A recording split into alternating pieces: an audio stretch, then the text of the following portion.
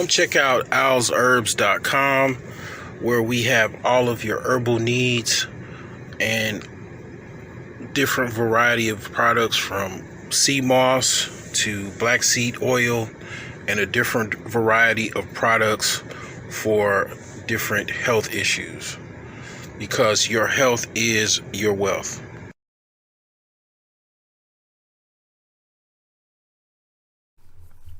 Purchase the Millionaire Savings Plan, available on Amazon.com and BrokeGeniuses.com. Learn how to break the paycheck to paycheck cycle, get out of debt, save more money, achieve your financial goals, and live a better life.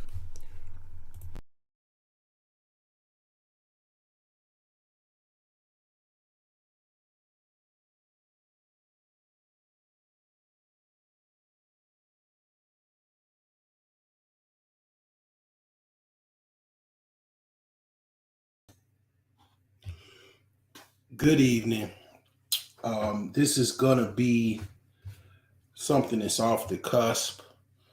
I am going to be reviewing a Dave Ramsey video, as well as someone online that was basically sharing their concerns as far as some of Dave Ramsey's advice on as it pertains to retirement. Now, this is a disclaimer. I am not a financial advisor. I do know quite a bit about finance. I have well researched material on my YouTube page, as well as on my blogs, as well as my Facebook page, as far as topics is related to finance. But I myself am not a financial expert, financial analyst. Those titles I do not hold. Now, do I have some pretty good financial advice that I have in my book? Yes, I do. This my book give you the end all be all for your complete financial roadmap? No.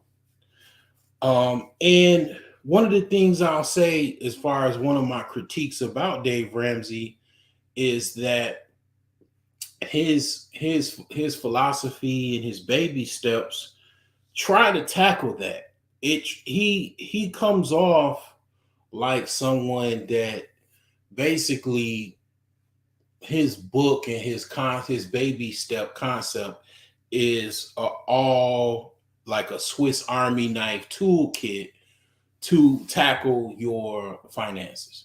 Now, here's my personal story as it relates to following Dave Ramsey. This is my personal story.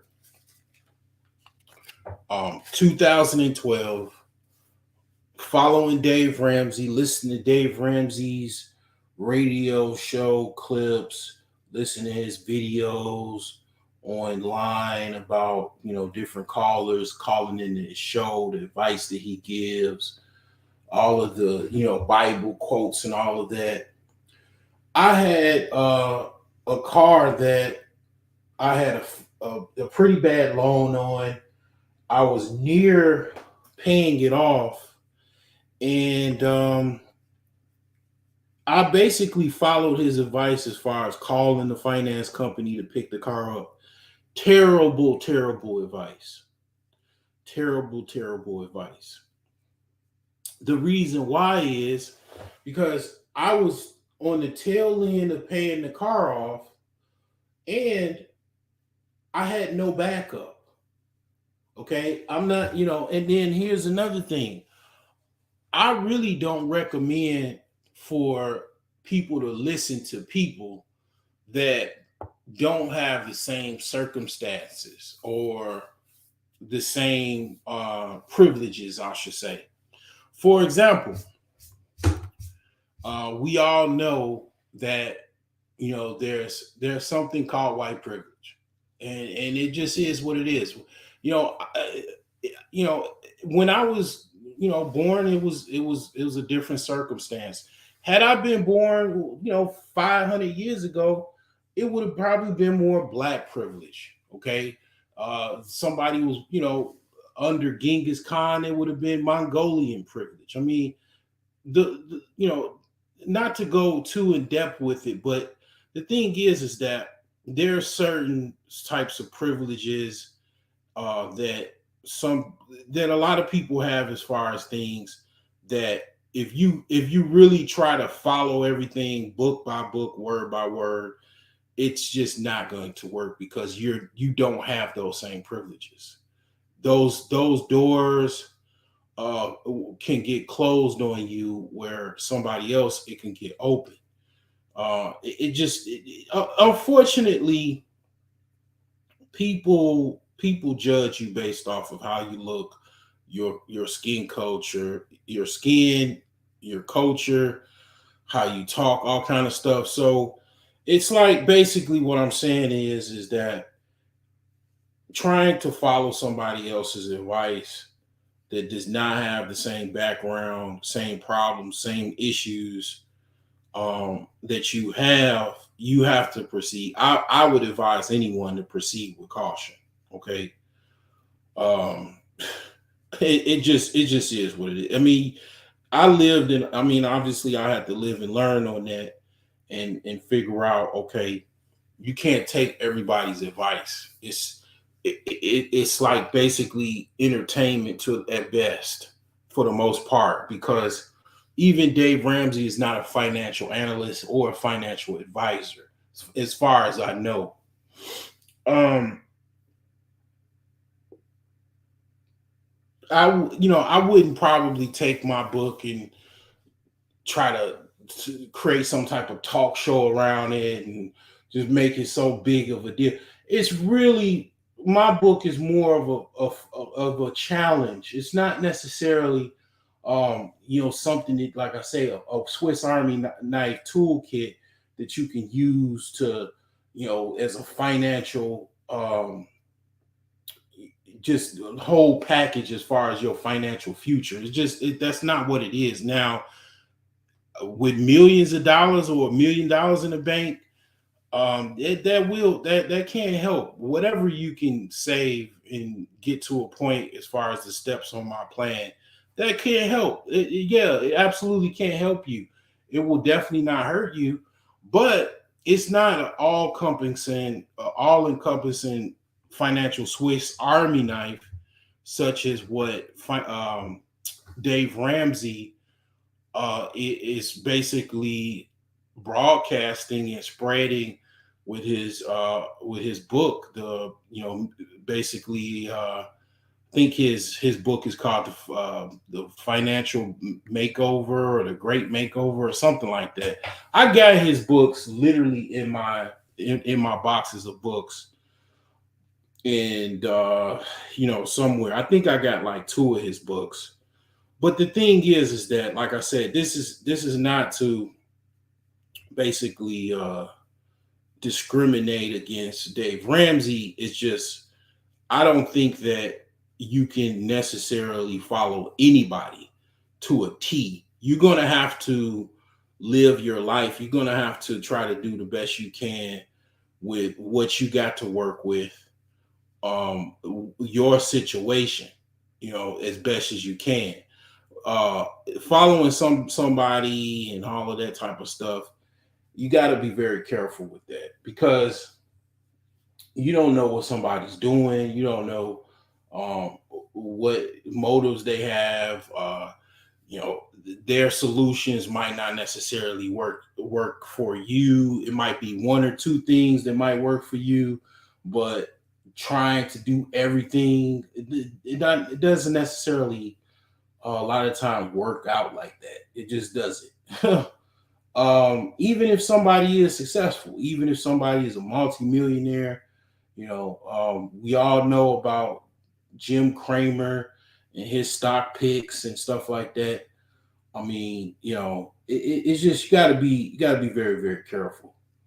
Now I'm gonna play this video, and basically this is a Dave Ramsey video about he gives basically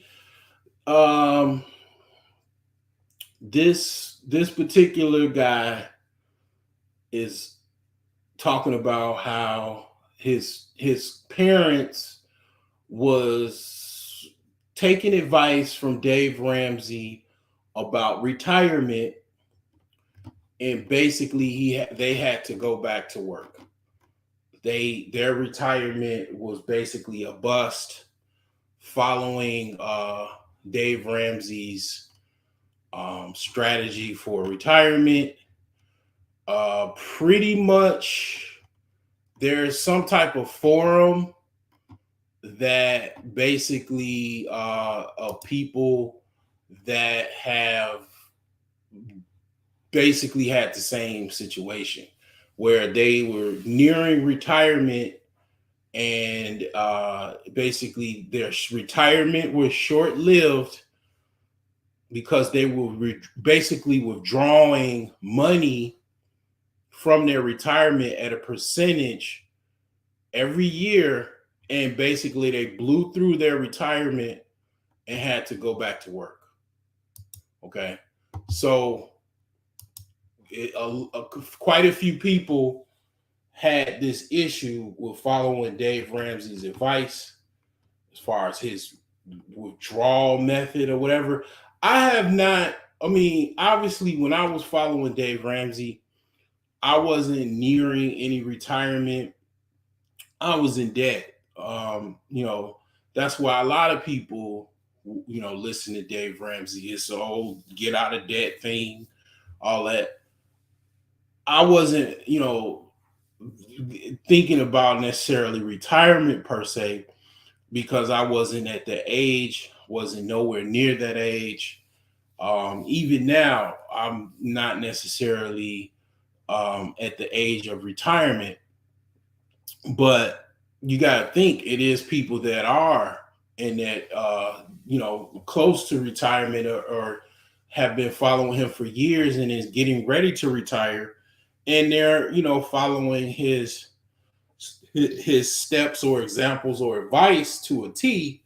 And again, it's people on Reddit that basically said that they were following his advice and withdrawing their retirement account at a percentage every year, and they had to go back to work. So we're going to play this video of him talking about different advice. Okay, apparently this video went viral, and basically a lot of people were talking about it. Even a lot of people that were and are financial experts, they were talking about this video. I'm going to share this real quick. I don't expect a lot of people to be watching this because basically it's late at night. I don't expect anybody to necessarily watch this, but we just gonna critique this video real quick. All right. So my question today is, I'm baby step 4, 5, and 6. I have about 120,000 saved for retirement. That's across my IRA, my Roth IRA, my wife's Roth IRA, and the 401k. How old are you? And I'm 30 years old. Good for you. Well done. Thank you. I feel, from what I've been running the numbers with, that I'm on the teetering edge of coasting financial independence. And I'm trying to best understand my plan with the end in mind. So how I'm going to turn that nest egg when I retire into income. I found on your website a little article that talks about 4 to 5% withdrawal rate. And I was trying to run the numbers around that, and I thought I was close. And then about a month ago, George Camel released a video that said that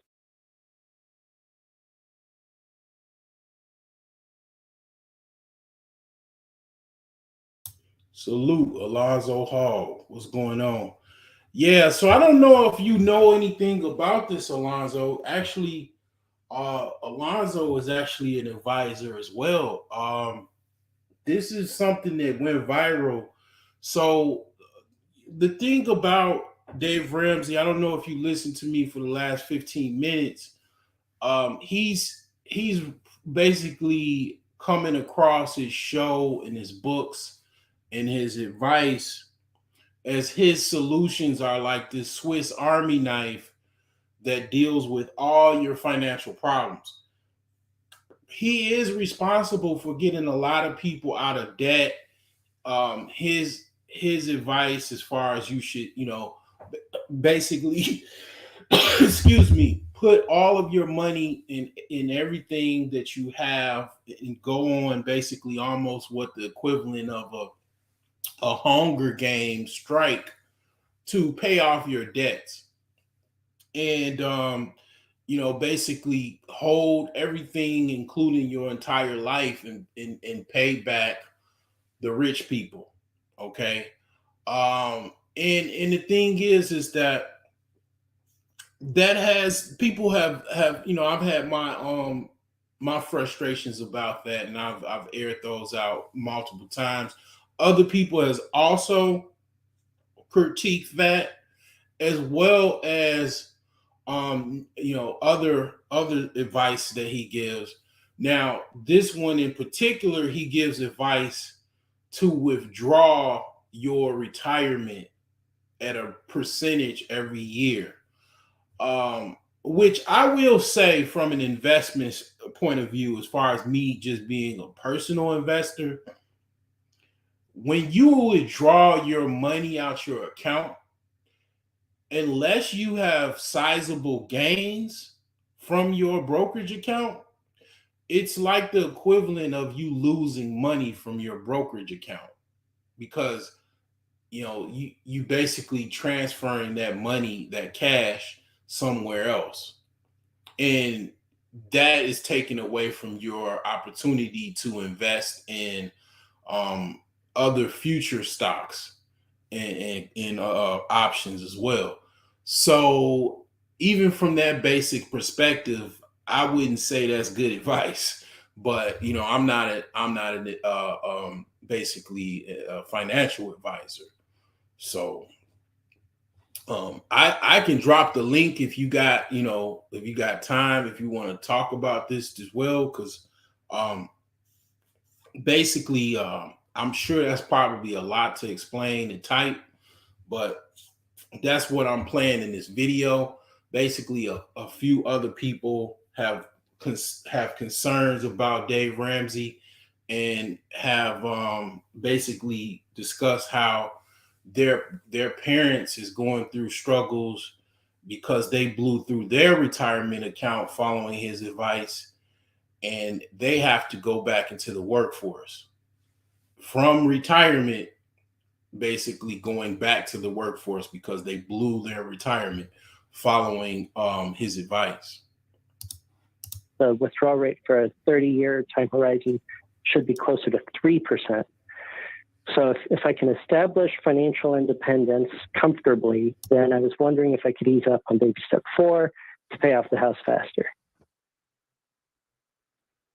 Okay, I'm a little confused because I don't know what the hell George is doing a 3% withdrawal rate, because that's absolutely wrong. I'm gonna have to find out where that video is and get it taken down.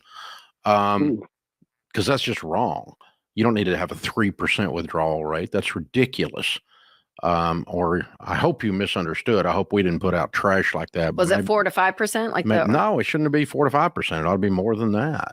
I mean, if you're making 12 in good mutual funds, and the S&P is average 11.8, and if inflation for the last 80 years is average 4%, if you make 12 and you need to leave 4% in there for inflation raises, that leaves you 8. Okay, notice body language. Okay, notice body language and also verbal speech patterns. When someone's full of shit, they start mispronouncing words and shit. He said inflation races. I mean, basically, when people's full of shit, they start talking like a clown, or talking like a retard. That's just obvious, right? And that's how you know people are full of shit. They try and make something up, or they sound utterly clueless. And I'm gonna be honest with you. I've been watching Dave Ramsey for quite a while. I have not been watching him as the last, I would say, 10 years. Because like I said, I got Duke following his baby step one. Given basically the advice was to your only car, give it away back to the bank with no backup, no money or whatever, just give it back to the bank, and it was an utter catastrophe following that advice. I mean, I'm talking about, just imagine you get your car away, you gotta walk to wherever you going, or get a bike in a bus car, in a train car, or whatever. But the thing is that I have never seen Dave Ramsey talk like this. I never seen Dave Ramsey sound like a retard. Never. This is the first time, and it's not because he's older or nothing like that. I mean, he seems like he's coherent. He's aged a little bit, but I mean, he's still running this show and everything like that. He's not going into no, type of dementia or something like that. I just never seen him sound like this. He sounds like my mother when she was in the courtroom.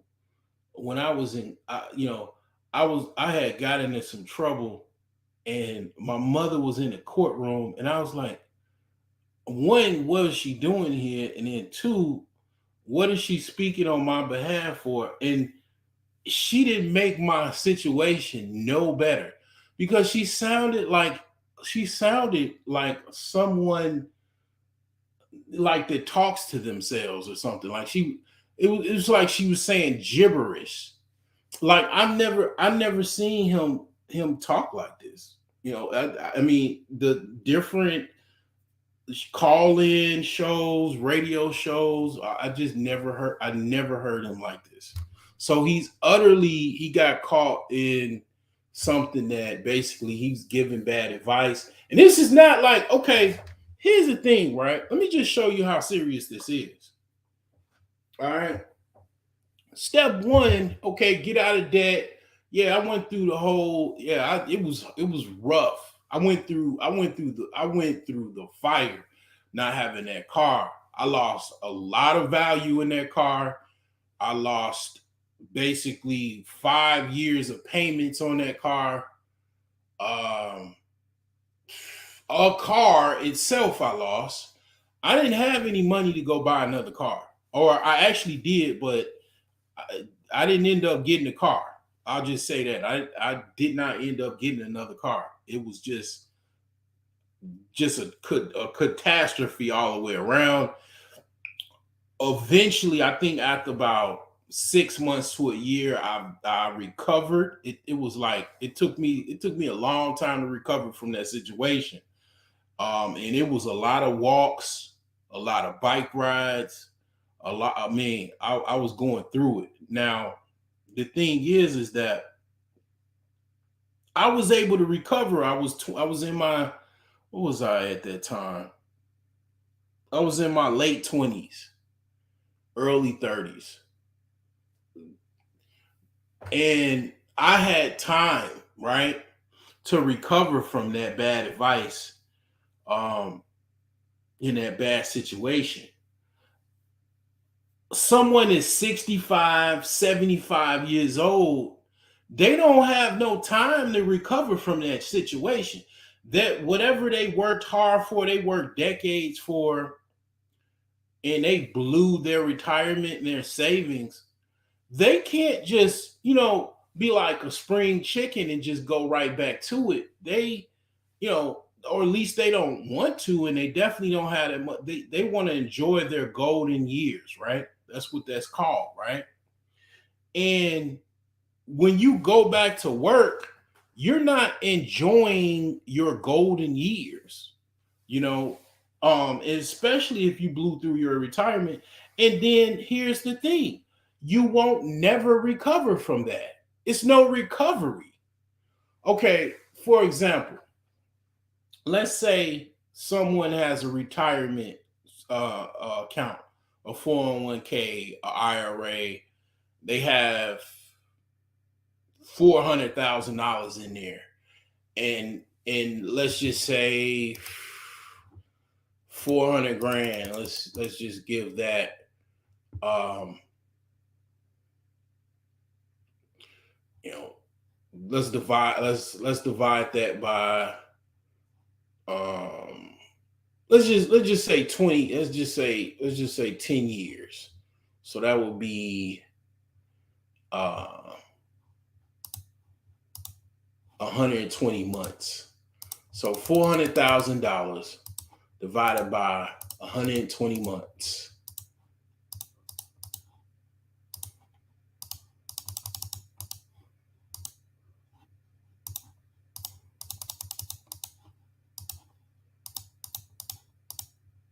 So they'll get about, okay,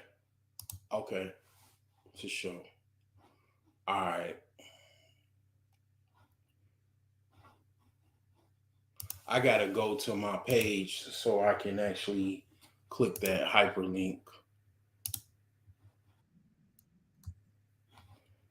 All right.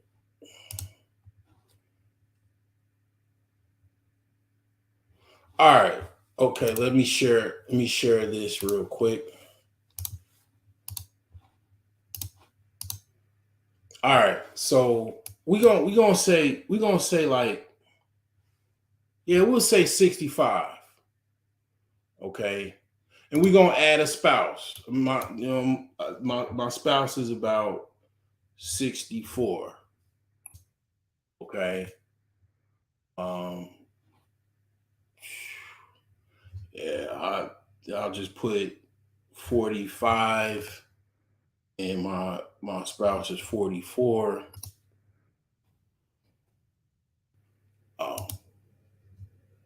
Test and tester. Dependent children.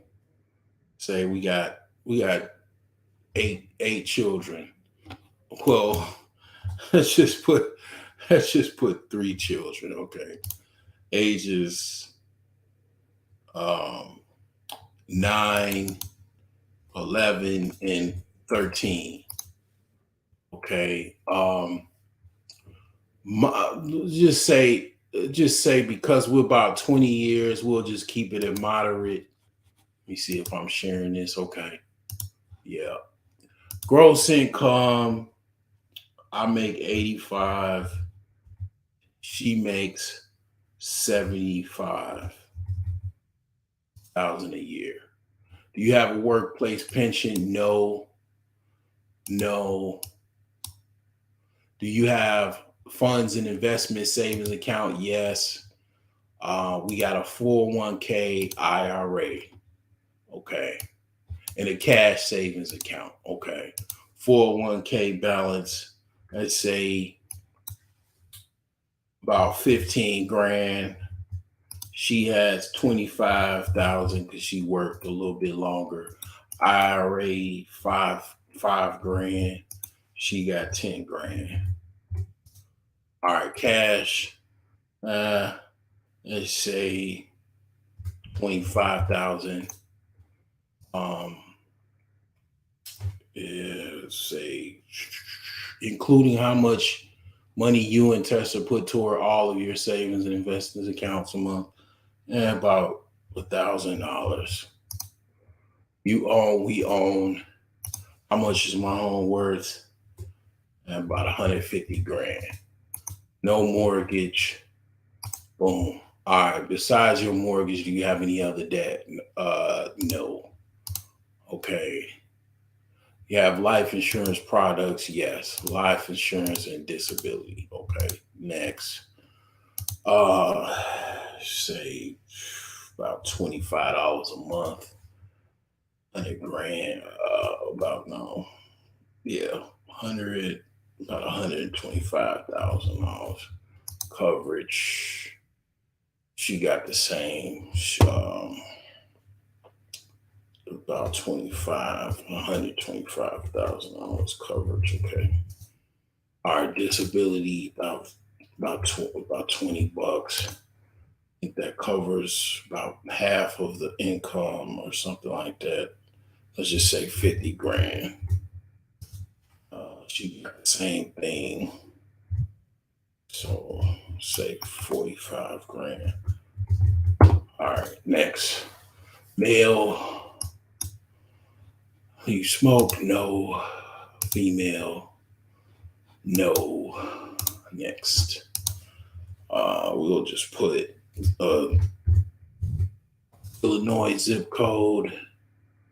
Oh, yeah, I don't I don't have it's gonna ask for it really should. Oh, yeah. Let me see here. Let me just unshare that real quick. Let me see here. Let me see here. Uh,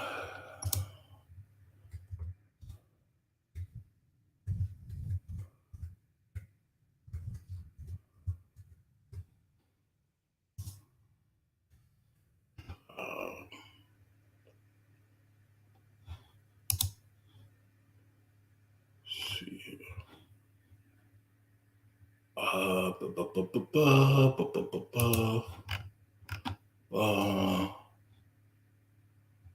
Oh, do do do do do do do.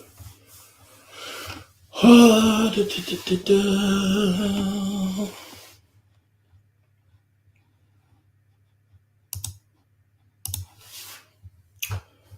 Do, do, do, do, do, do. All right, let's see here. Gotta go log in here. Da, da, da. Da, da, da, da, da. Da. Do, do, do. Do, do, do, do, do, do, do. All right, let's see here. Let's do that later. Okay, so we got something here. All right, we got the code. All righty. Email results. Let's just send that to this here. All right. So we got some results here. Let's get that going here. All right. So I believe this is Lonzo Hall's company that he underwrites from. He also sells insurance. And this is a breakdown. Monthly income is $13,000 combined. Considering both spouses make this, invest $1,000, no debt payments. Monthly expenses is $12,000. Insurance is $90 a month. So based on what you told us, is that we estimate your net worth to be around 40,000, 401k, IRA, 15,000, cash savings, 25,000, home, 150,000. Says, show me my plan. Okay, carry the one, crunching the numbers. Okay. So retirement spending, your retirement score is based on what you are doing.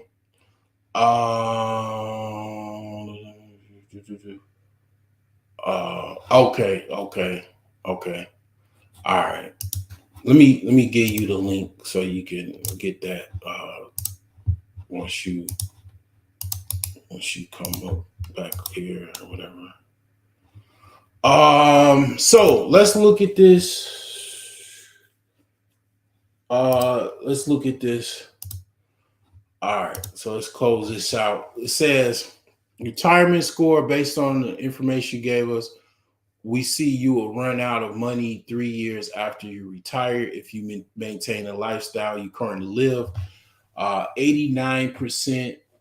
Our software made you another plan. We looked at things like taxes and investments to build you a plan to meet your goals. So basically, retirement at 66, retirement spending 4,000. Now, this is based off of numbers that I put in. Basically, if even if you save money, the savings goes towards you, so that covers money for your savings. You can't lose with savings, so that's not necessarily, that's an expense that is like coming back. That's basically never, it's an expense, but it's not an expense in the sense that your money is going towards your savings.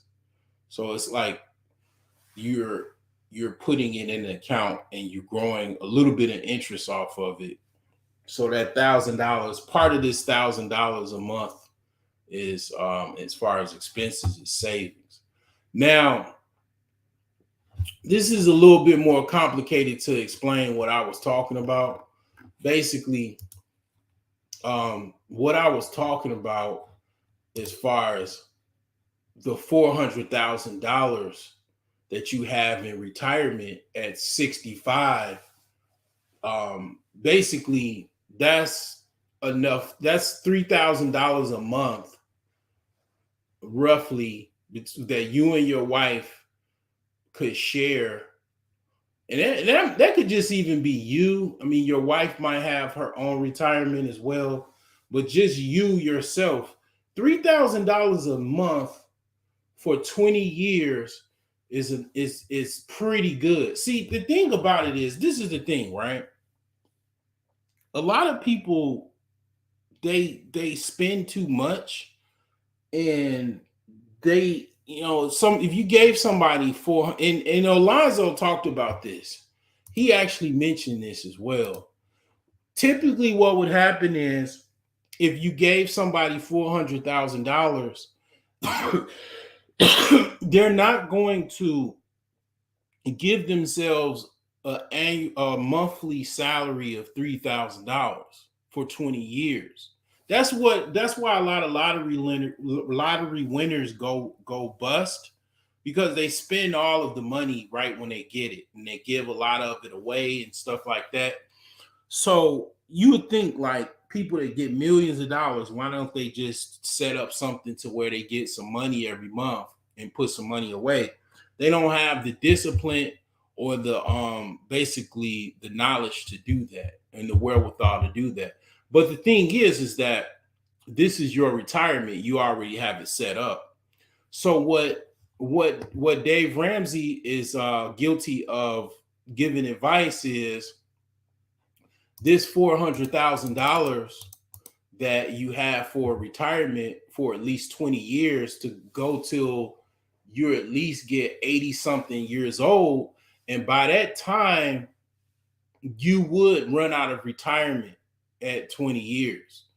But you got 20 years of retirement income. And also, that does not include your Social Security.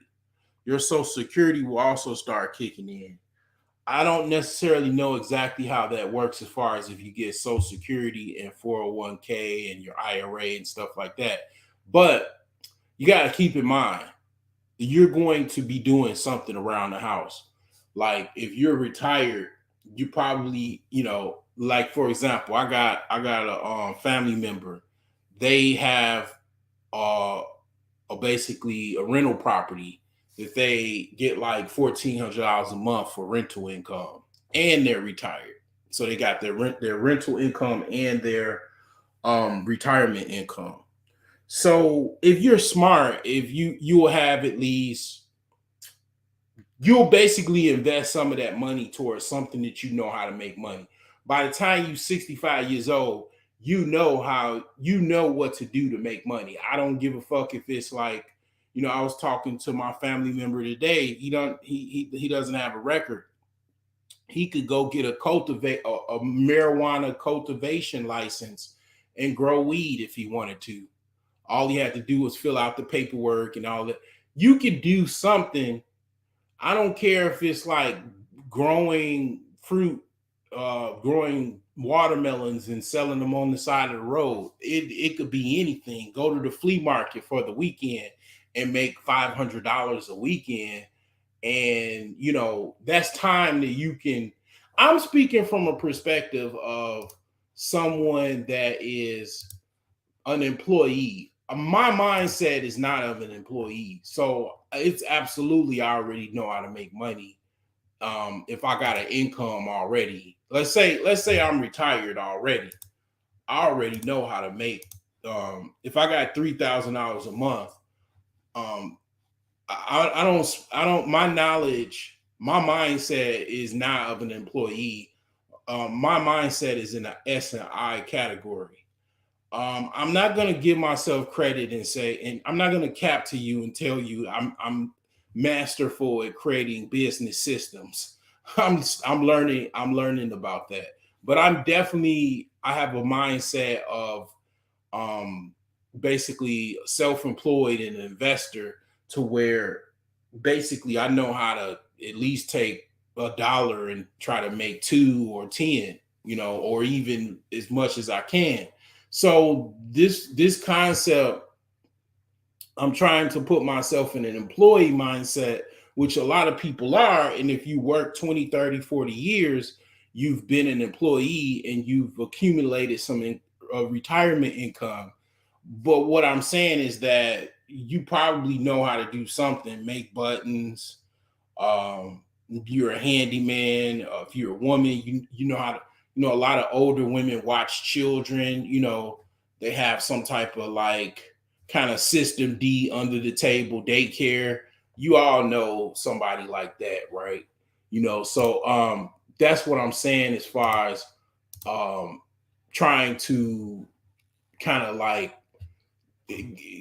look at it from a perspective of that 20 years of you getting that $3,000 a month for retirement, plus, whatever you get from Social Security.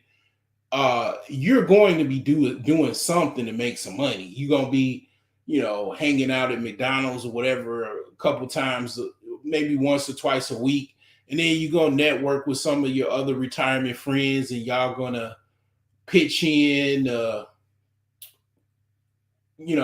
do something to make some money. I mean, you're not just going to be just sitting around.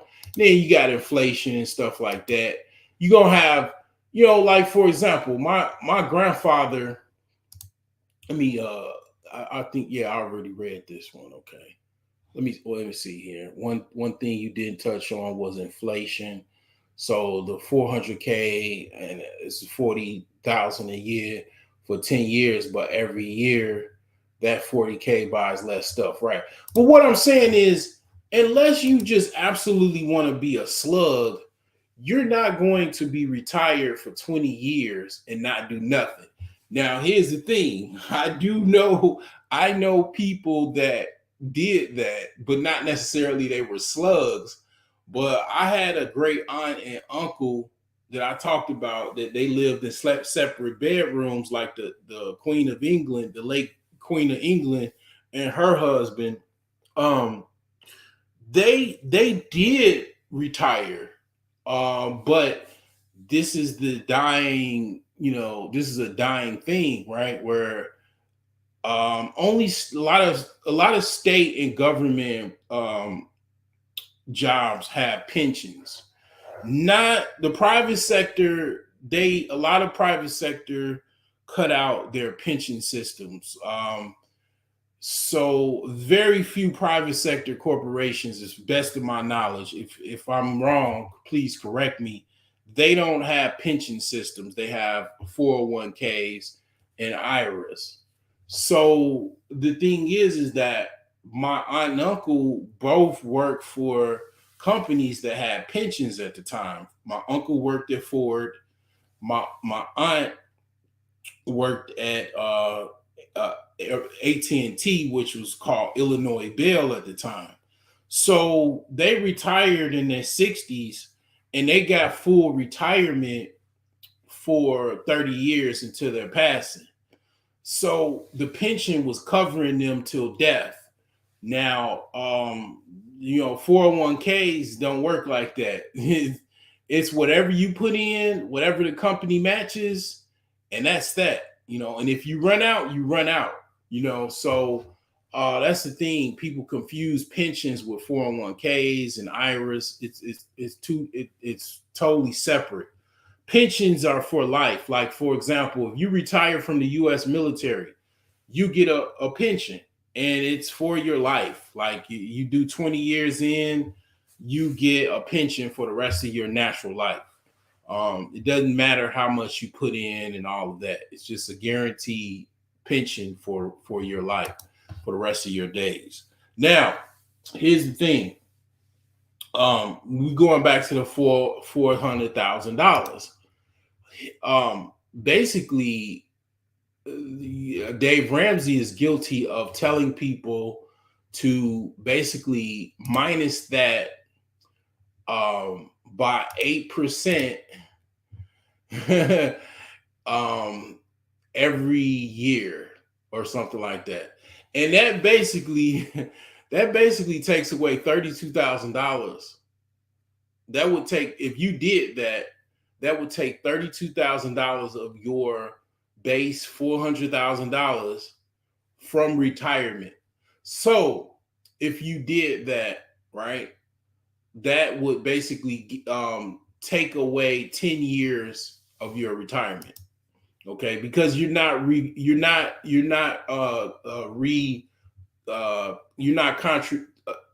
putting any more contributions in there.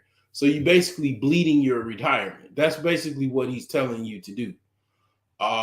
So again, definitely, I'm going to, you want to check out that link that Alonzo Hall put in the chat as far as this link here. If you need to check over your retirement, you want to, basically look out for Alonzo Hall. He has pretty much been the go-to for anything related to retirement and also life insurance needs.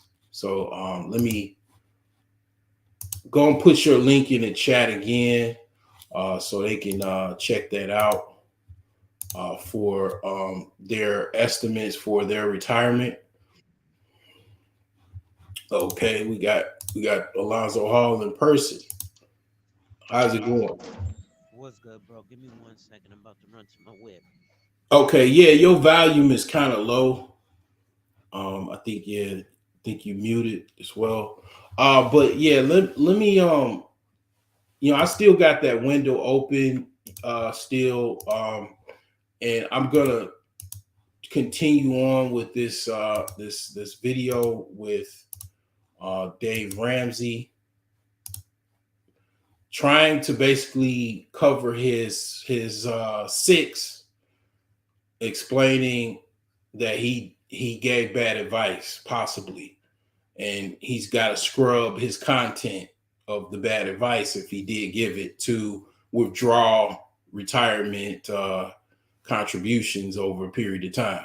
So I'm perfectly comfortable drawing 8, but if you want to be a little bit conservative, 7, but sure not 5 or 3. Well, I was trying to back check it because, the 3 to 5, I thought that was a big range. And a lot of the studies I found showed. Well, there's a lot of studies that are stupid in this space. So, it's just wrong. So listen, man, the math I just gave you is the math. If you're making 12% and inflation is 4 and you leave 4 in there, so your nest egg grows by 4, it's simple. 8 is what's left over. So if you got $1 million and you leave 4% in there, that's $40,000.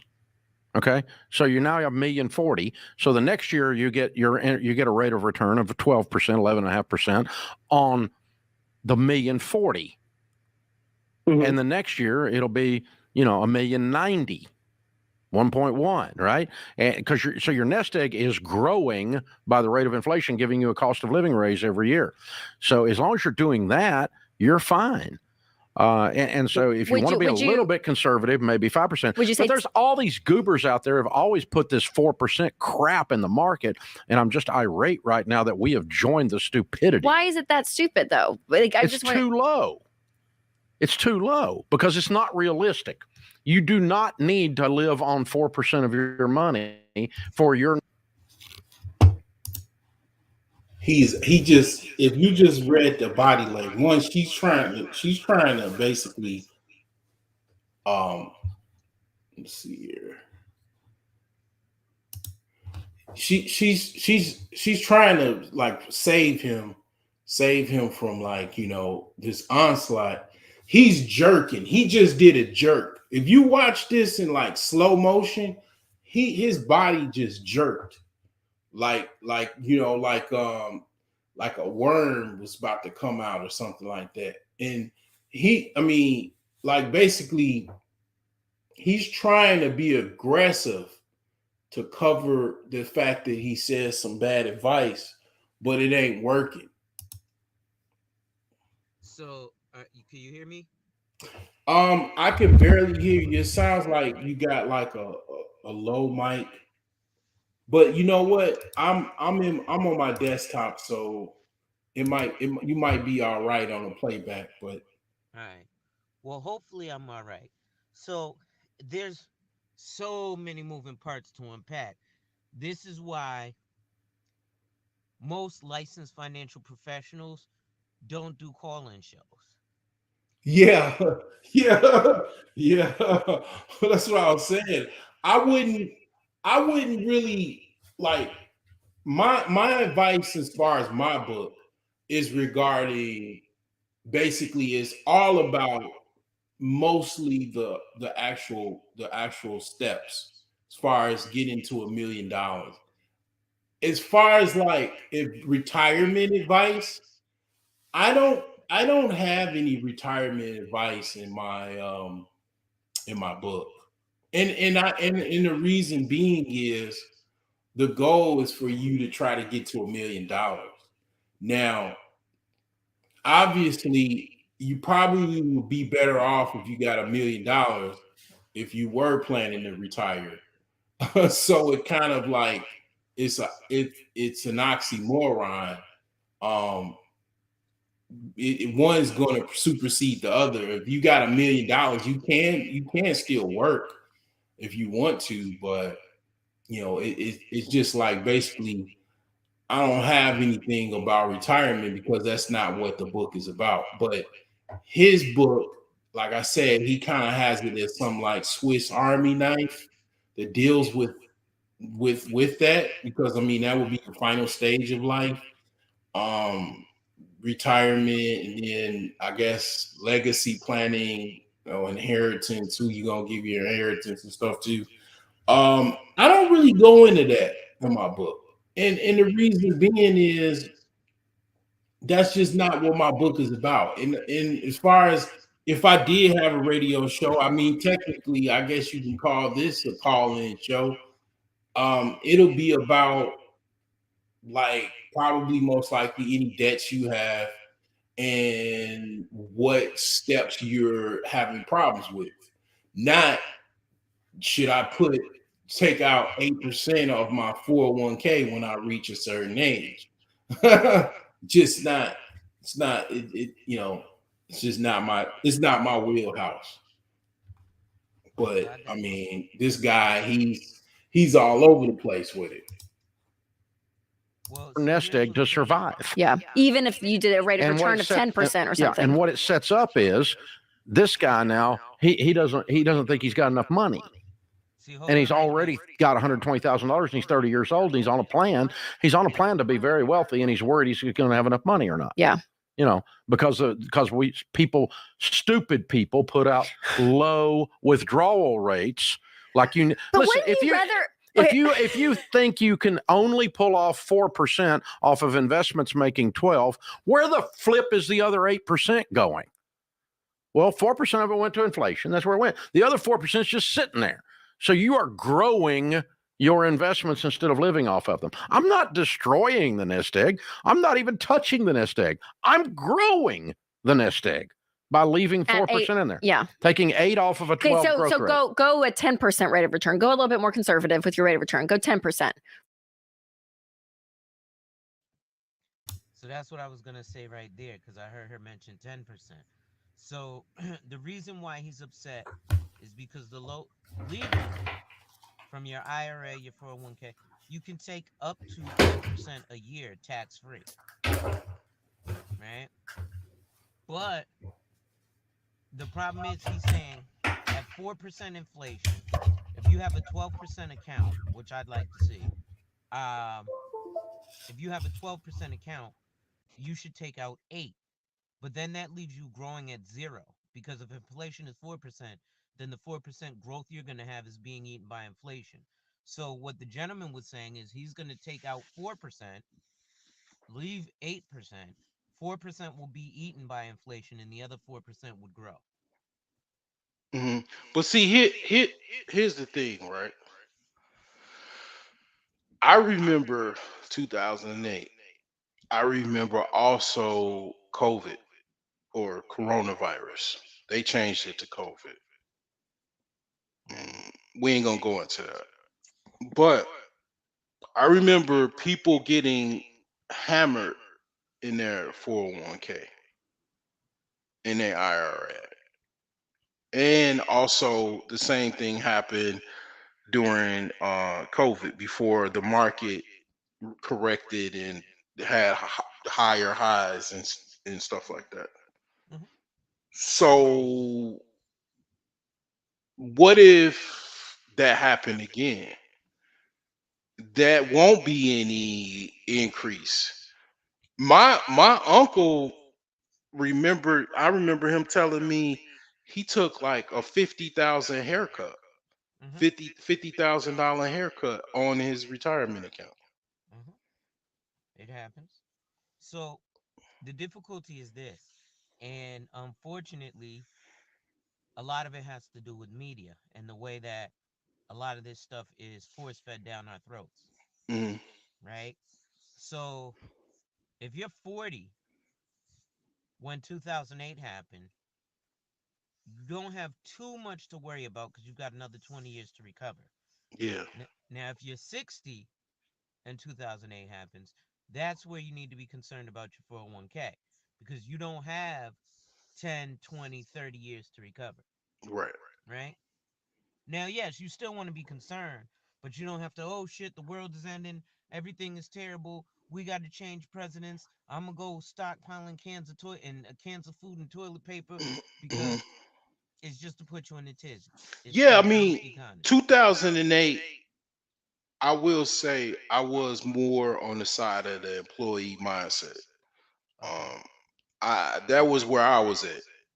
Now, pandemic happened. I did what shit. I'm in where I invested in. I didn't think the sky was falling.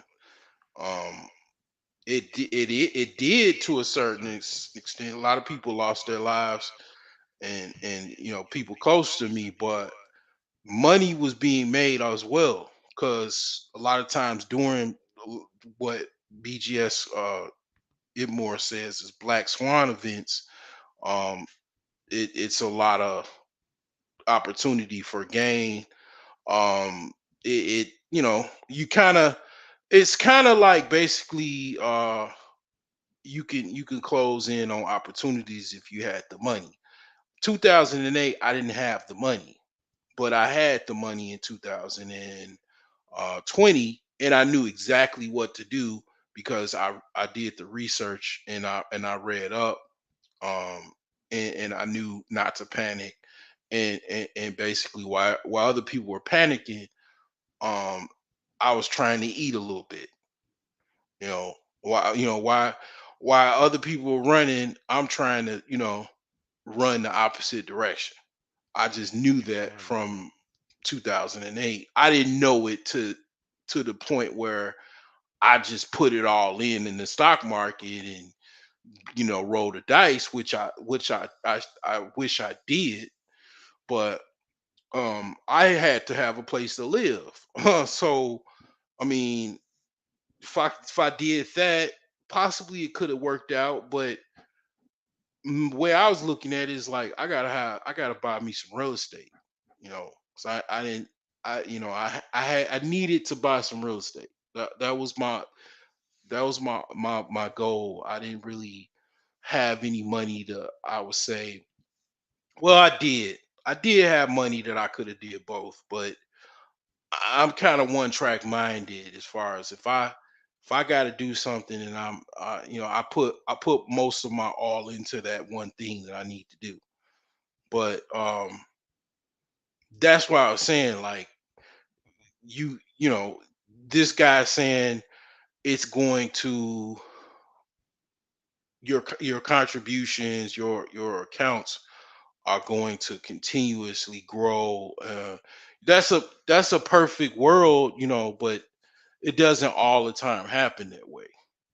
You know, I even have acorns. My little money that I have in acorn don't even grow. I probably would most likely do better taking all of my little money out of acorns and just trading stocks myself, because it's like they're not even making me any money, and that in certain regards is kind of what I'm looking at as far as like people 401ks and stuff. Like, I don't know. I mean, I don't, So the problem with that is, unfortunately, stuff like Acorn got people by the balls because with with the money that you have in Acorn, you couldn't invest, right? right. So, like, the minimum investment outside of a robo advisor to go into the open market, you got to come with 25 grand. You got to be an accredited investor, meaning you got to have a net worth of $1 million outside of real estate. You got to either make $200,000 a year for the past 3 years or already own corporate stock. So they limit you to your ability to get in there. Are you telling me you got to be like what Kevin Samuels is saying? You got to be a high value man? Yes, it's called. You can actually Google it. It's called the accredited investor test. Yeah, yeah. I'm aware. I'm aware of being the requirements somewhat. I'm not. I don't remember the millions, but I do remember that you have to have at least $200,000 of gains. I did not know that it was multiple years. But I did know that you had to have like an account over, yeah, like $200,000 as far as what you've gained from your trading. And it makes sense because, like, if you had losses, why would you be an accredited investor? You know, it just wouldn't make any sense. Well, no, But that's not the losses. So you don't have to have an account that you've earned gains in. You have to what they ask for is whatever your job is, wherever you earn the income, you go for your 9 to 5. Your annual income, even if you're just the W-2 guy, has to be at least $200,000. oh, you just gotta make $200,000. You could be flipping burgers as long as you make $200,000. You're an accredited investor. You've passed the accredited investor test. Yes. So you could be Damn. flipping burgers, but if you God make $200,000 a year for the past 3 years, and they figure you're gonna be flipping hella burgers again this year and make 200,000, you're an damn. accredited investor. Damn, so you legitimately like have to be a high value man. That's it. That's the only requirement. Just be a just old fashioned. I wonder if that's where Kevin Samuels got that from, because it Likely. sounds eerily similar. Yeah, pretty much. Because I would never. I mean, I thought it was like in your trading. I had no idea it was just based off of your income, because technically my my one of my homies, his wife's a lawyer. She was making over $200,000 back in 2003. So that wouldn't work for just her. If it's a married couple, then your income has to be 350 or more for the prior 3 years. Now, some They people, weren't She wasn't even married at the time. He got married to her, I think, like few years later. I mean, he okay, so definitely she's a wouldn't cover multi-million that investor. that ground. Oh wait, no, no, no, it would, because I said she made over 200,000. She was making 350. She was actually making 350. That was her Oh yeah, so actual. that will work. That was her actual full salary, and actually, that was 2003. I I'm pretty sure she probably, if she working at that same law firm, is made partner.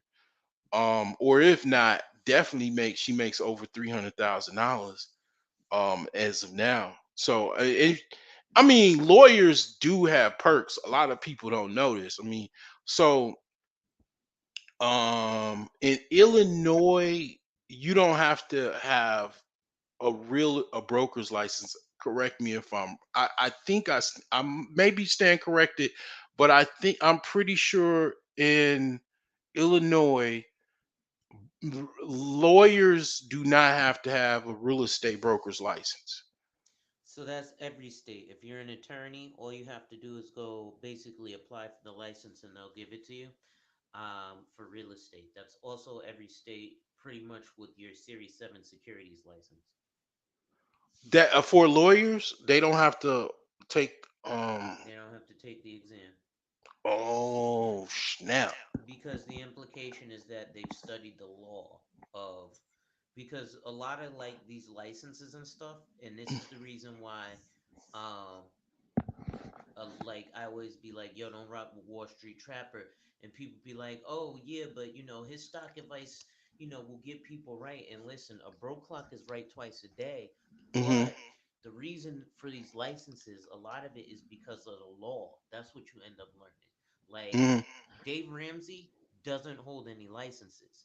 That's why No. he can hold those call-in shows. Because if he Uh, had a license and he said some of the shit he says, as a matter of fact, he'd hmm. be sued. Just like Right. Suze Orman doesn't have any licenses, because if Mm. you called in and she said do this and then you did it and you got fucked up, you'd end up like me.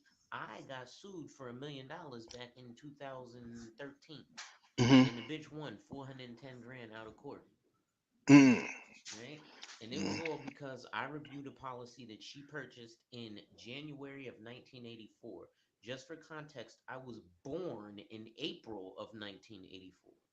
Wow.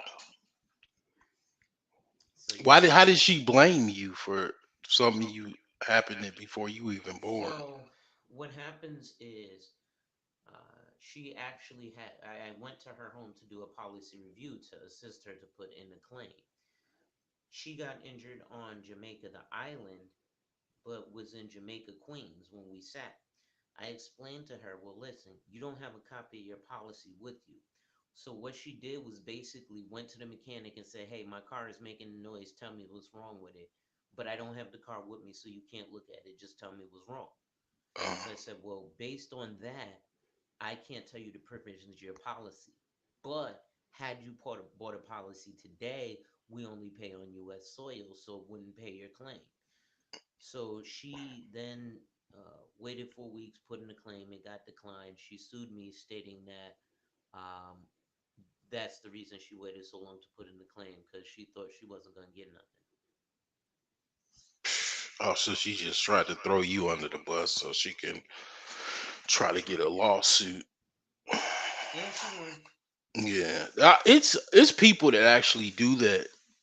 They file lawsuits just so they can try. Like, I mean, people file. It's like people. It's people that file lawsuits, frivolous lawsuits, and the concept of them doing it is one or two of them might stick. It's like for me, right? I play parlays a lot of times in sports betting. Well, I'm still up as far as like my winnings because I won like about it last summer I won a shit ton of money and I just started betting. But I've been getting my ass handed to me trying to get these long parlays. I got close on one game and it would have paid me like 2 grand. Um, but it's like all I gotta do is get one or two parlay, actually one parlay, and it's like I'll make 2 or 3 grand off of that parlay. But that's what they'll do. They'll try to like, you know, do these frivolous lawsuits. All one gotta happen is just one gotta go through, and then boom, you're set. So yeah, it's people to do that. They do that for like their hustle. You know.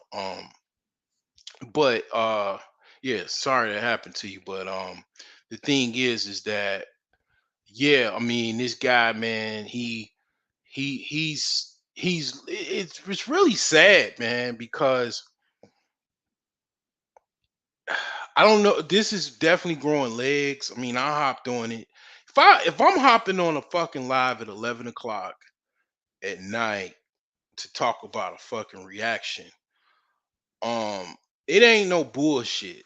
And it's already by the time I got on it, it's already went viral. It's making the rounds. Um, this is a pretty big deal. What will happen from this? I don't think he's gonna get. He might get sued.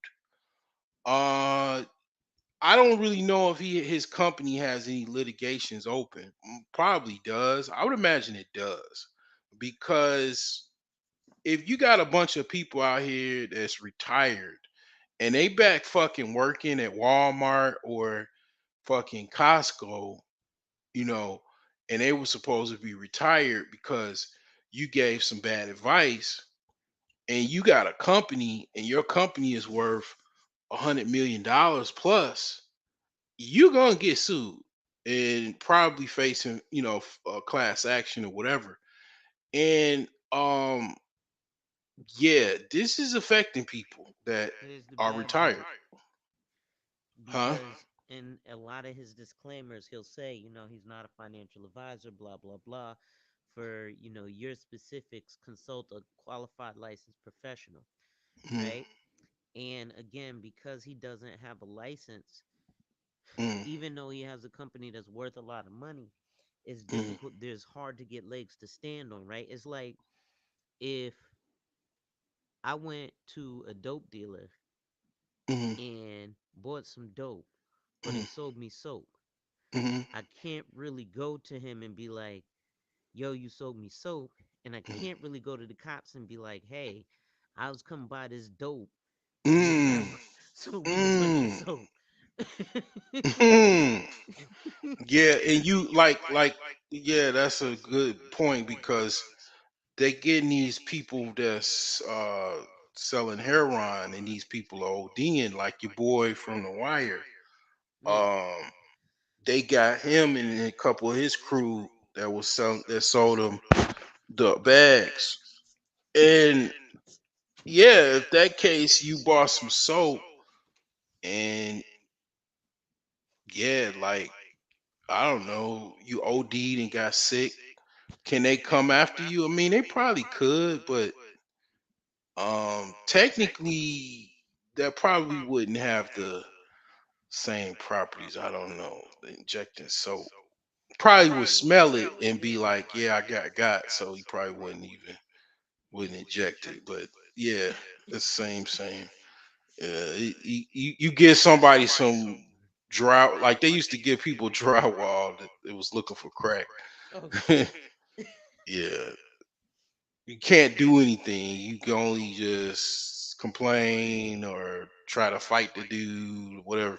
You can't call the police and be like, I got drywall and I was looking for crack, right? Yeah. Yeah, you got a point. I ain't even think of it. I'm like, I mean, this dude, if he did get sued, he probably wouldn't be on the air because he's been on the air for a long time, and I'm sure. Well, you know Let's what? look this up. Why you? I'll give Uh, you a better analogy, right? Because drywall and crack, that's illegal, right? So yeah, in that sense, technically what he's doing is legal, right?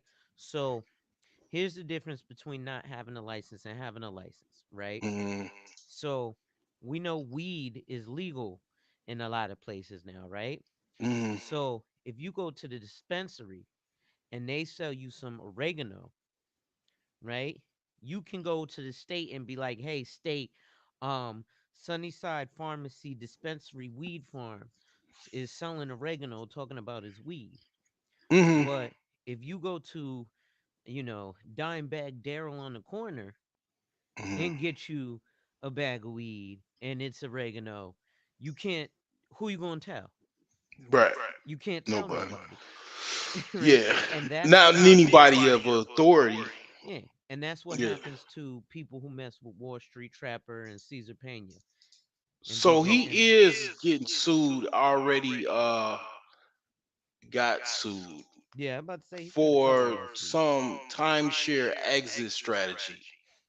Yep. He was selling timeshare, like people that had timeshares, they wanted to get out of it.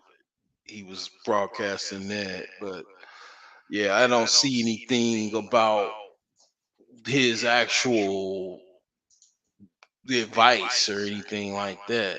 Um, it might be some other stuff, but as far as I could see, he's getting on he's on the hook for that timeshare company that basically they folded in 2021 and had to pay a legal penalty, and he's implicated in that Mm. because he was basically pushing that on his radio show. But I don't hear anything about his advice per se, and people suing him. So I don't know. I mean, old people. One thing I'll say, old people don't really care because they already feel like they old and already got one foot in the graveyard. Right. It could be worse.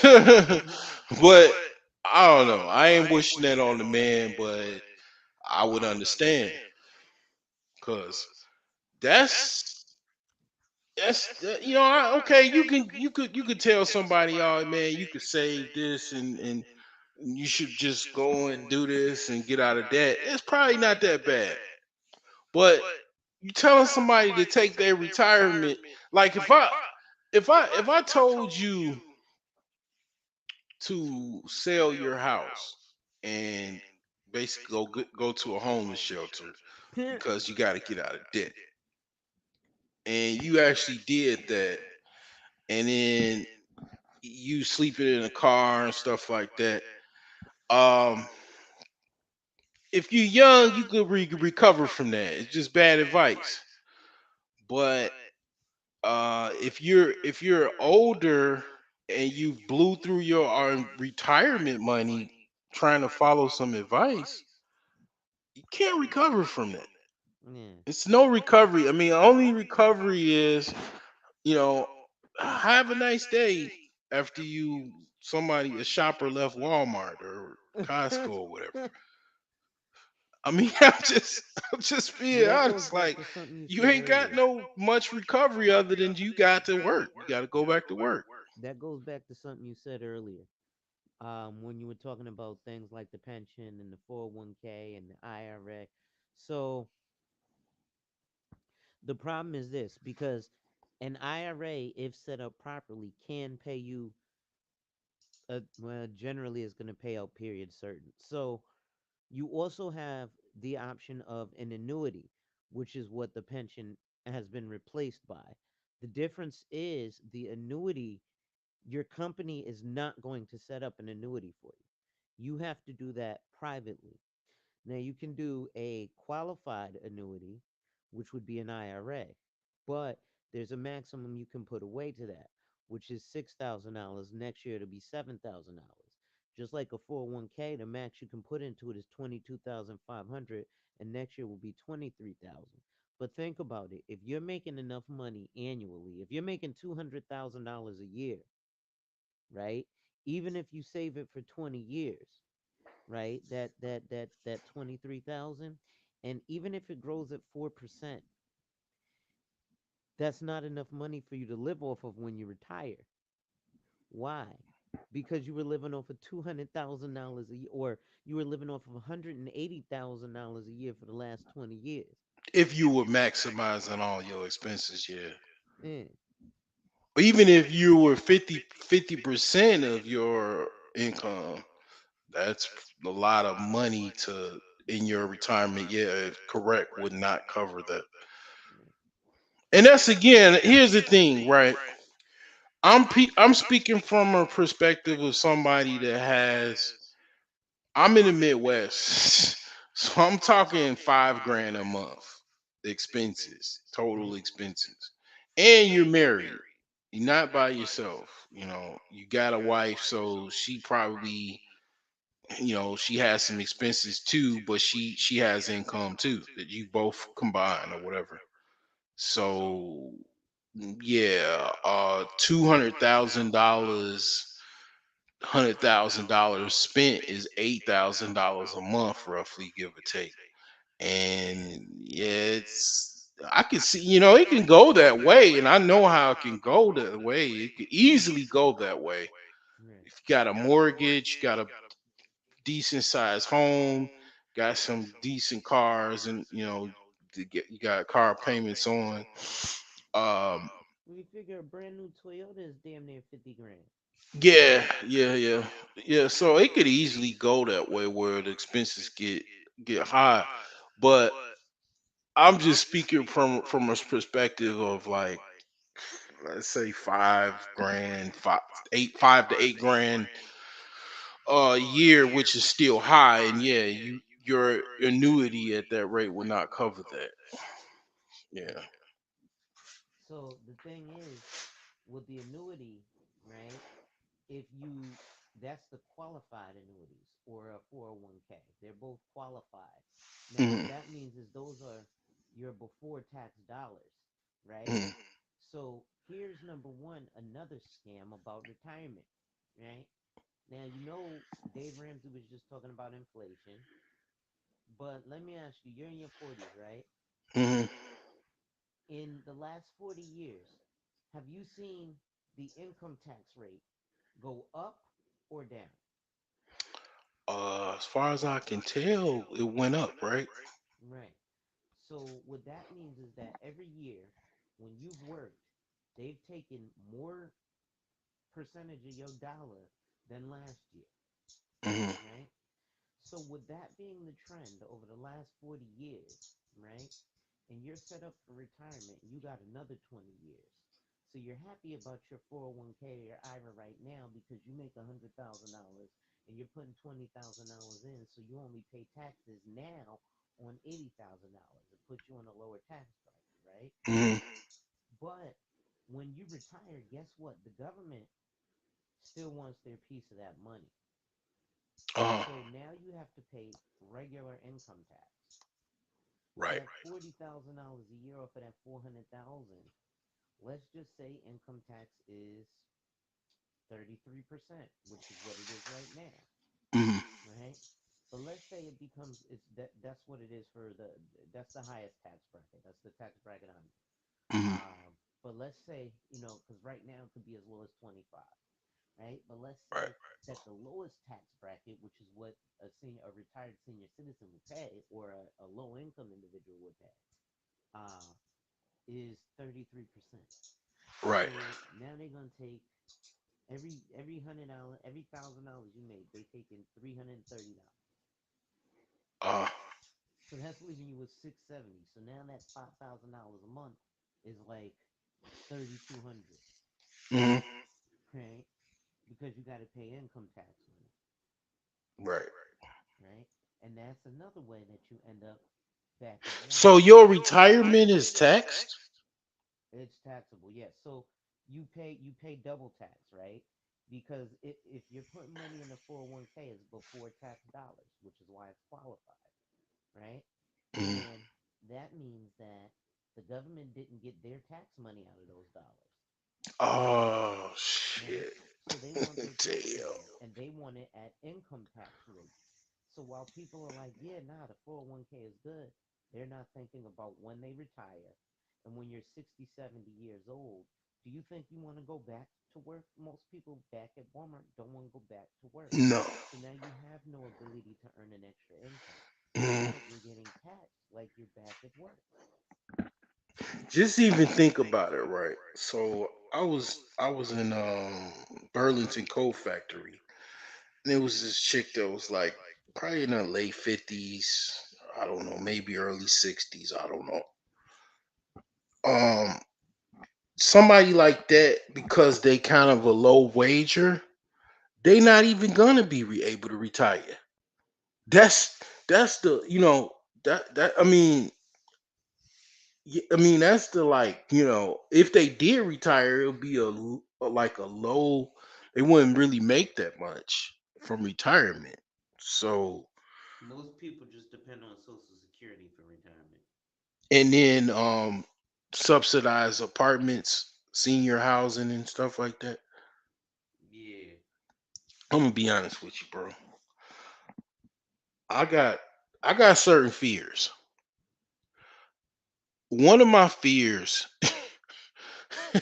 is being old and having to live in subsidized house. Yo, this topic is crazy. And I'm gonna be honest with you, bro. That ain't gonna happen.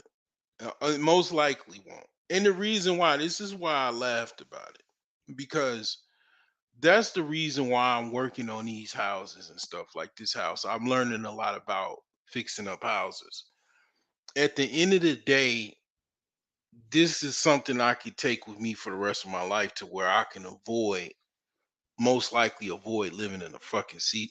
Well, actually, no, I'm not going to be that grandiose about it, because what if I'm disabled or some shit, you know? And it's like, if I'm disabled and I need help and I ain't got no money, I'm on some, 75-year-old broke shit or bum shit. I gotta go live in the same building or whatever, like something like that. Or hope my children, or give me some type of, you know whatever, like. And it's like, I wouldn't want to depend on my children, and it's like, yeah, man, that's fucked up, man. I really like, you know what I'm saying. You gotta think about it, like, you got old, and then, what I'm saying, your whole life just, because you didn't put some money away, whatever that is, whatever that amount is. It could be 150, it could be 1,050. You got it, you had it, had a good job in your 40s, 50s, whatever. And what I'm saying, you blew it on something or whatever, you too high off the hog or whatever. And then you got old, and then boom, what I'm saying, you in the senior housing building for New York, new NYC housing authority. You know what I'm saying? Cause you know what I'm saying? Cause you just, now here's the thing, right? I'm not gonna just throw people in the trash or whatever. Like I said, I did the video, the $1 million video, as far as, like, what I'm saying, how hard is it to make $1 million? This is an unequitable country as far as wealth. The reason being is, it just basically, what that means is, it's a lot of red tape to get wealthy. It's the odds are stacked up against you to get wealth.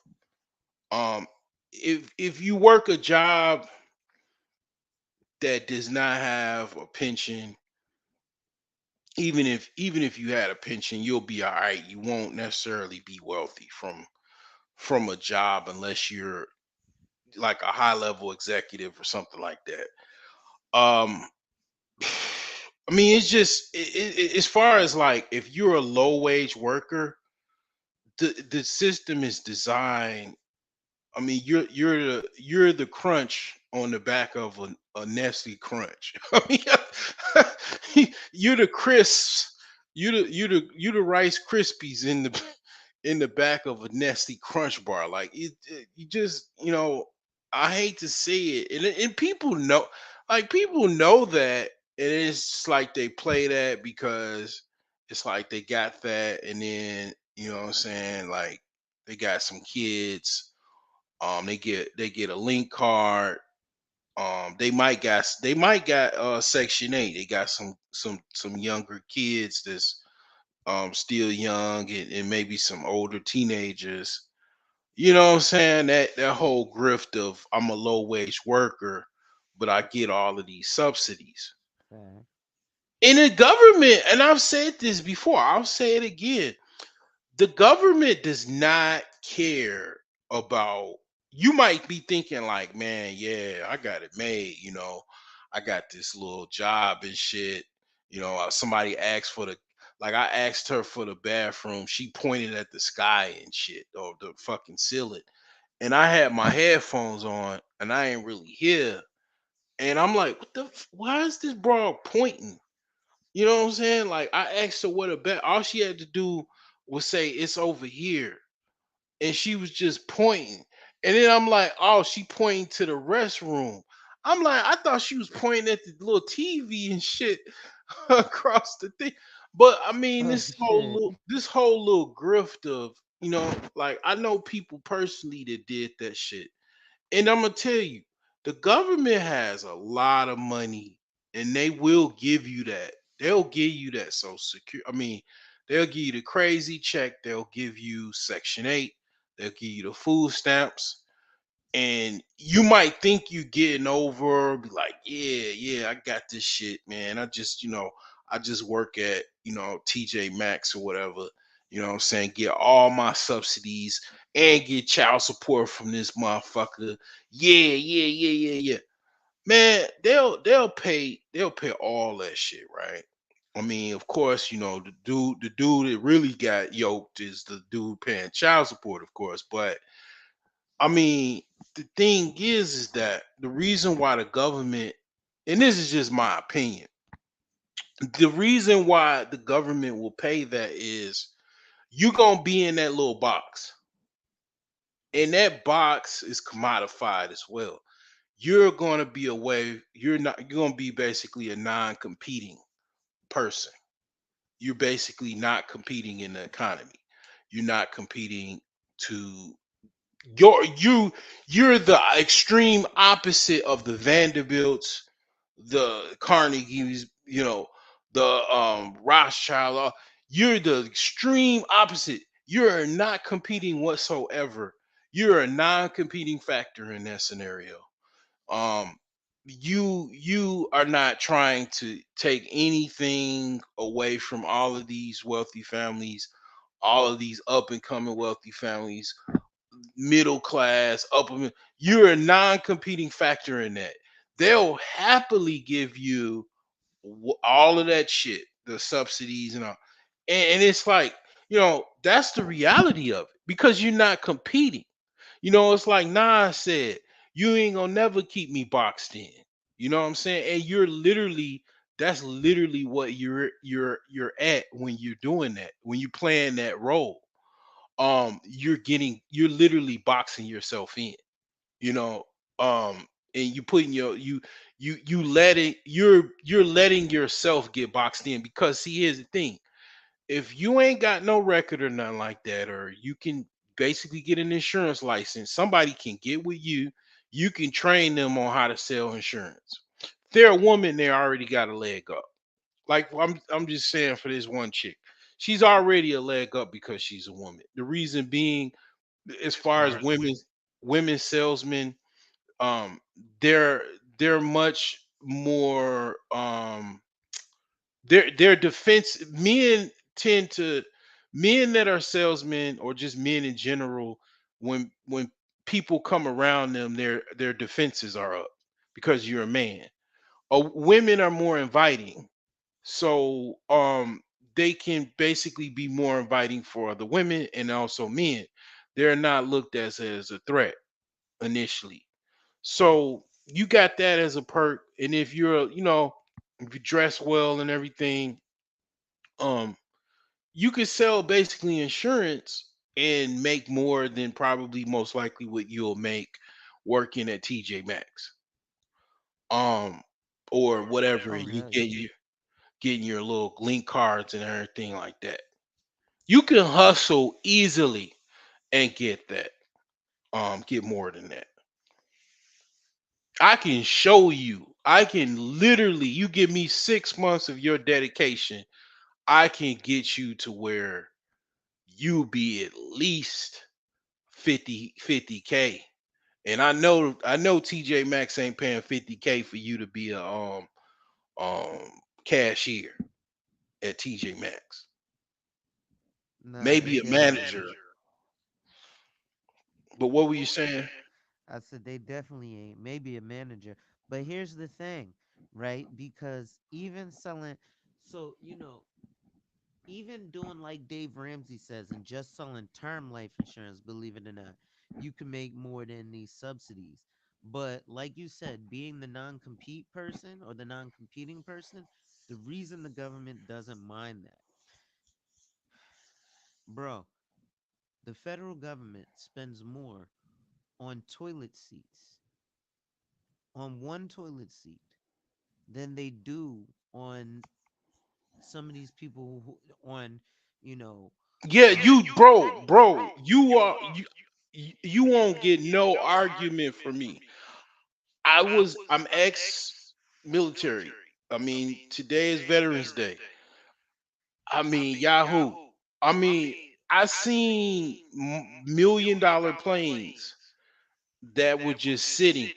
Also, after wars, it's cheaper for the military to just dump munitions, dump airplanes in the sea, dump anything they can, because actually hauling it back, it costs a lot of money, and they just rather just dump it. so that's why it be old military equipment in these places. Yeah, the planes and stuff like that, they'll just dump it in the sea. And I mean, that's just one thing. I mean, they have like equipment that they don't use, millions and millions, billions of dollars worth of equipment that is just not used. Think of this, right? For example, at my job, there's COVID tests in boxes. That's just one box. They Yeah. have a warehouse, probably a whole bunch of them.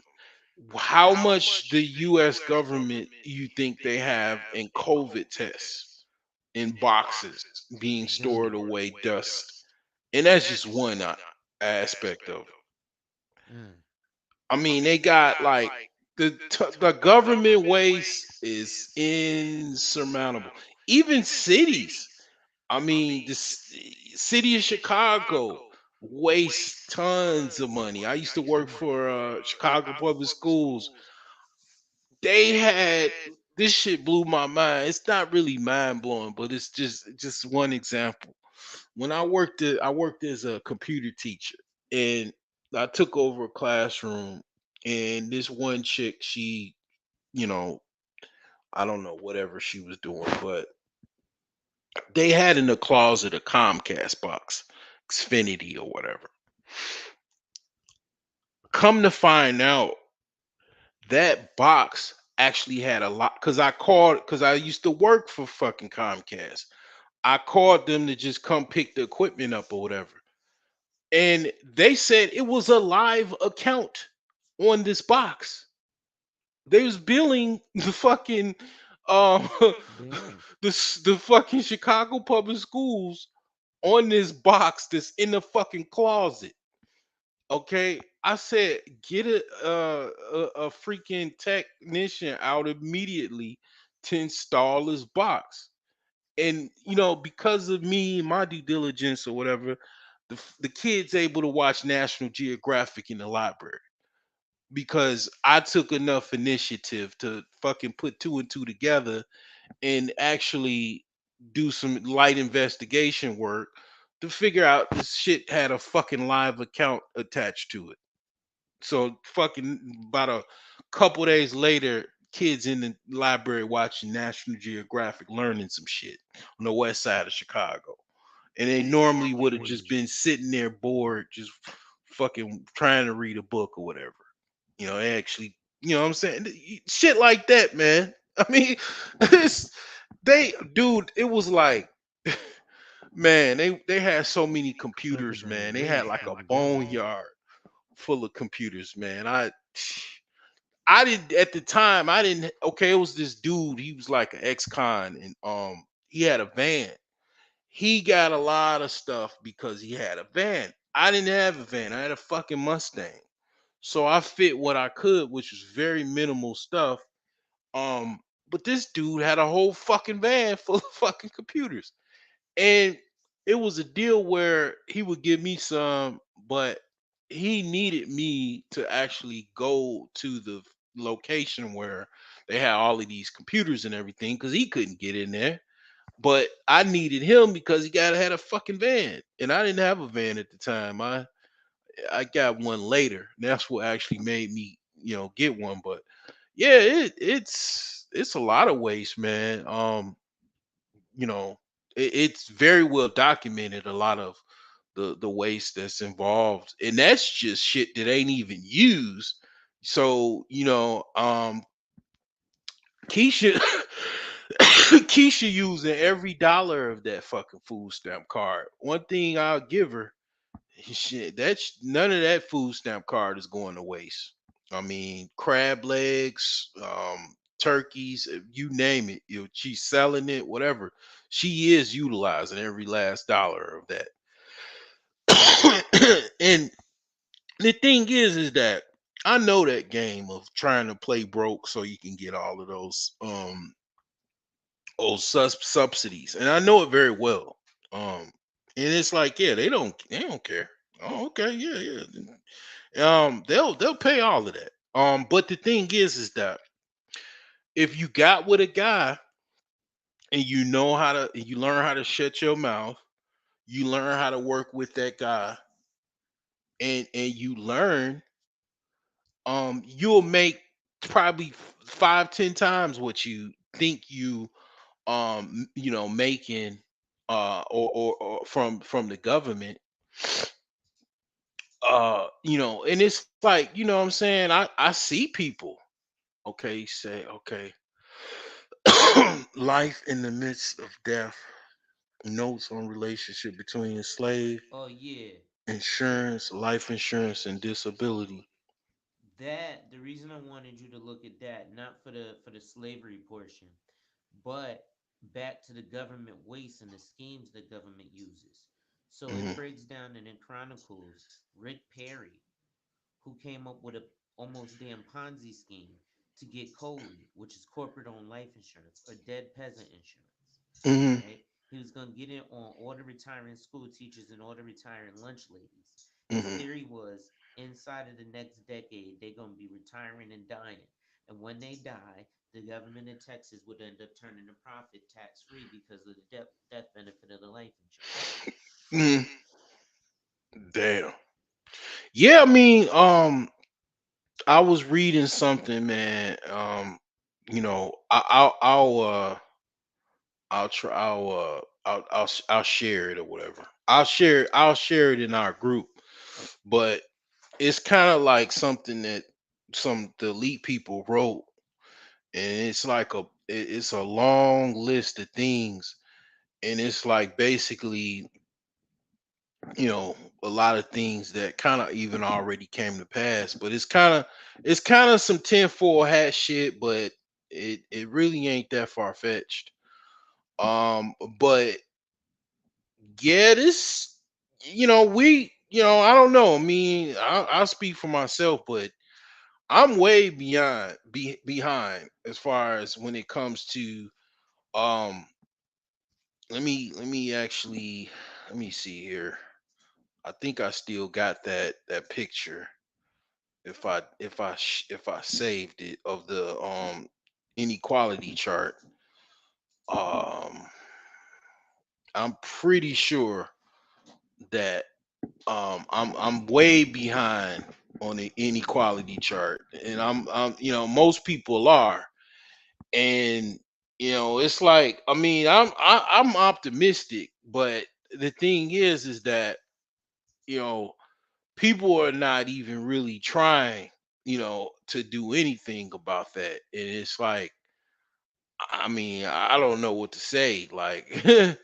I mean, it's this thing is just, what I'm saying, um, insurmountable. I just, what I'm saying, I don't know what to say as far as like, uh, if you're that far out of the game where what I'm saying, you rather just make 25 a year or less and get some link card, and you got people that's worth 2.5 billion. I mean, where are you at in that? And I mean, I mean, legitimately, like, where are you at as far as like in comparison? And it's like, those people a lot of times, I'm gonna be honest, those like super elite, and that's just 2.5. I'm talking about like fucking Jay-Z. I mean, what about Arnault that's worth like close to over $100 billion? They look at people as like fleas. They look at people as like little specks of dirt.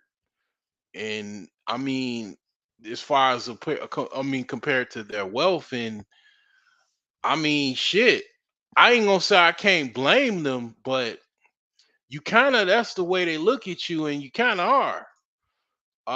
Because you know just way in comparison to things you are, but you do have more in common with them because they have an elite network or whatever. It's nothing wrong. It's you could create your own network, but I mean, it's like, if you don't believe you can, I mean, that's the way they really get you.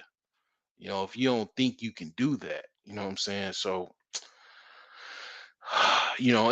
it's like, I don't know, but like I say, I had people that, what I'm saying, my sisters, they used to try to play that game, and then a lot of their friends, they play that shit, and it's like, I don't know, man. I understand, and I used to think like, I mean, that was not that bad or whatever, but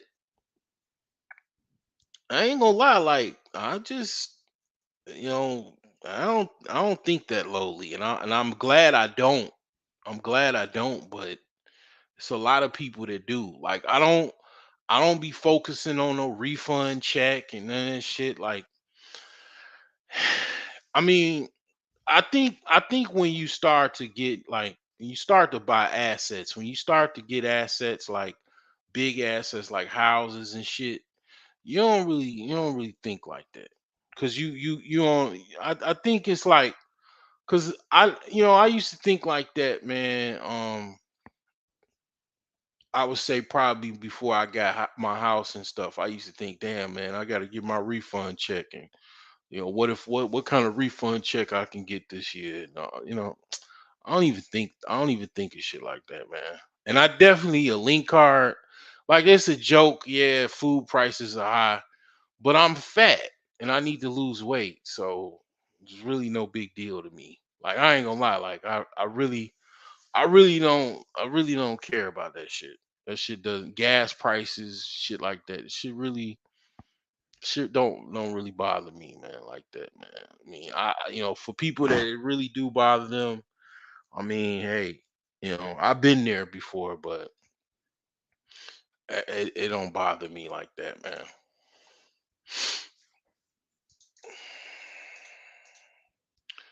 But this is the wealth inequality chart right here. And this is the actual picture of the wealth distribution in the United States. And it's like, yeah, I mean, this is some people believe the game is rigged. I ain't gonna lie, like to a certain extent, it is to a certain extent. But the thing is that you got to understand why it's rigged, and you kind of have to create some type of circle. A circle beats a system, um, or a square. A circle beats a square. A square um, you could say a system is a square, right? A circle beats a square. So you got to figure out some type of circle to beat that square. That's all I'm saying. Like, I mean, you got to figure out how to beat that square. And I would say definitely, being on some food stamp type stuff and all of that. I mean, yeah, if you really need it, and it's times that I ain't gonna lie, I needed that shit. It was something I needed at the time or whatever.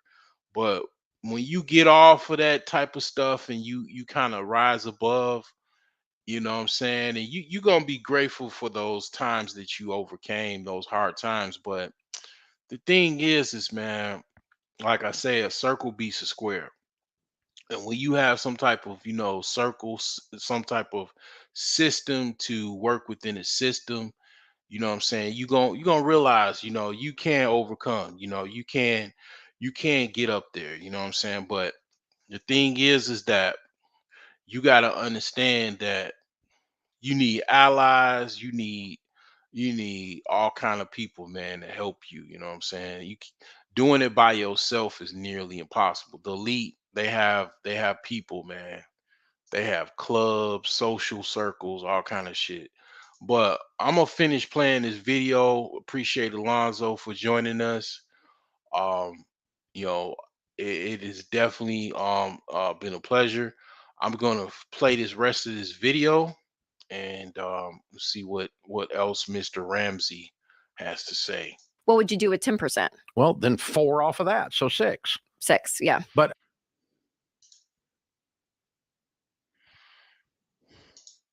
why are you going to underinvest? Yeah. I mean, this year the S&P to date was 10%. Is 10%.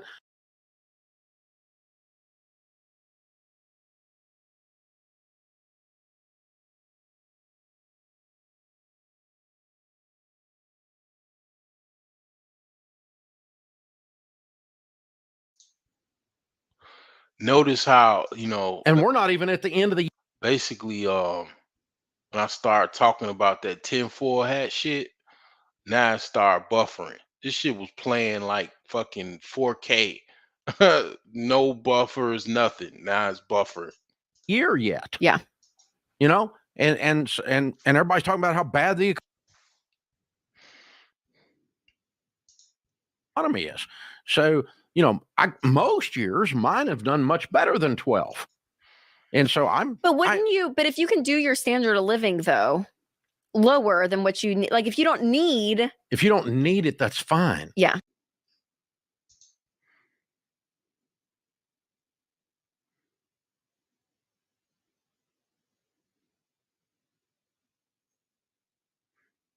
Like I'm 62, or 63, I'm pulling nothing off of mine. Right. Because I don't need it. I still work. I still have an income. Right.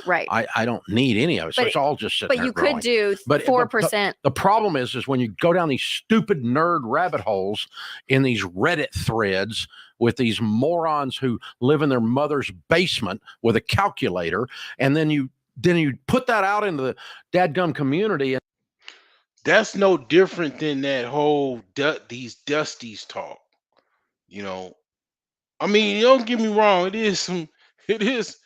I mean, it's some dusties doing some shit, man. But it's also some rich people doing shit, and basically, those people on those forums are complaining about how they granddaddy and grandmama got to go back to work because they've been following, Mr. Ramsey's advice and some stuff that, he's got to get with his team to scrub from his content page. They gotta scrub this shit because he got caught, basically possibly giving out bad advice. And it ain't even possible you got caught.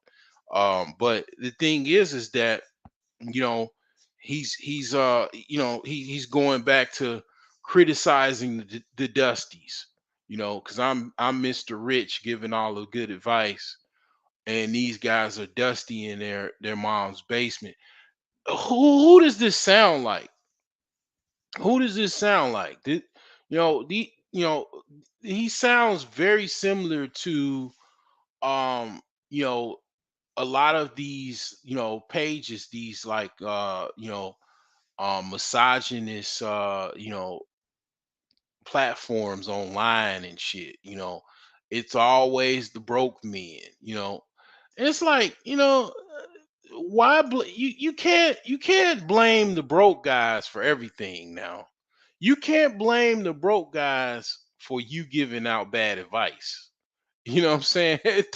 How's the broke people to blame for you giving out bad advice? That's like me saying, "Oh man, yeah, you followed the millionaire savings plan and you didn't fare well with it." And then I come on like, "Man, them broke dudes, man. It ain't nobody, man. It's the broke guys, man. What y'all talking about? It's them damn broke guys living in their mama basement. It ain't them. It ain't me. It's the broke guys." And then people go, I don't have enough money. It's hopeless. I'll never be able to save enough to retire. $1 million should create for you an $80,000 income, boys and girls. So you should perpetually, like if forever. Now, I will agree with that. That's what I said before. I did say $400,000, even just $400,000 a year. That's $3,000 a month. And that's just because based off of what you have as far as your income, and you saved in your retirement account or whatever. Now here's the thing though. I know for a fact. Let's go back to this. Robert Kiyosaki's basically the cash flow quadrant. I added the unemployed in the system D. I added to it. Okay. I added the hood to it. But here's the thing: the hood ain't just in System D. System D is all encompassing. It covers all class systems. It's rich people, wealthy people in System D. But here's the thing: most people have this mindset. An employee. Unfortunately, Mr. Ramsey, no matter what I say or what you say or anybody else says, people will still be an employee. They want to just, you got people that are introverts. You got people that are, like they say, people are extroverted introverts. You got people that are extroverts.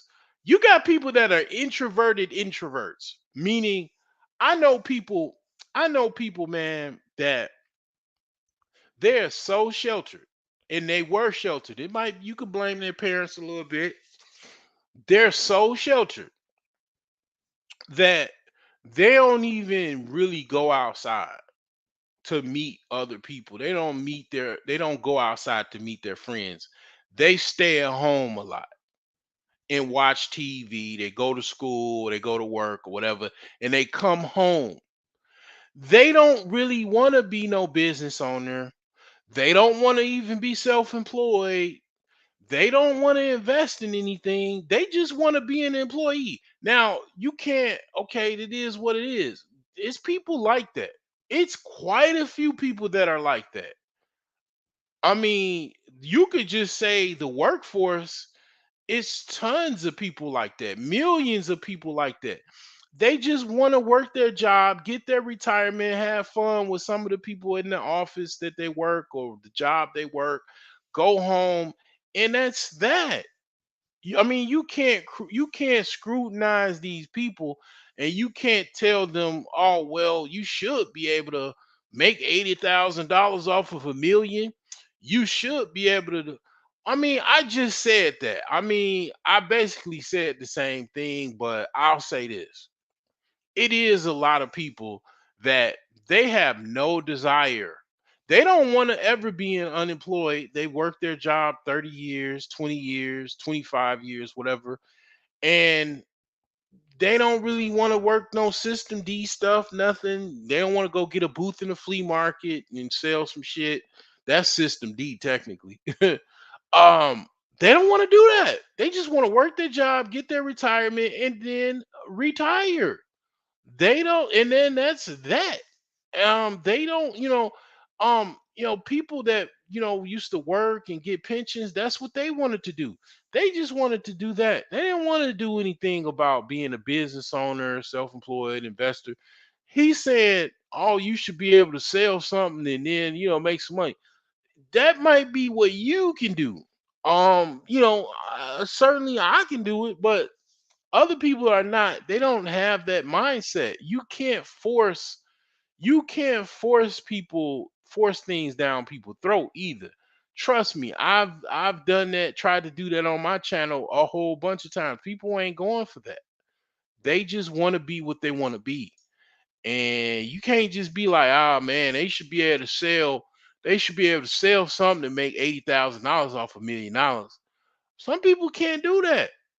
They not, you know what I'm saying? They not able to do that. Like they just ain't.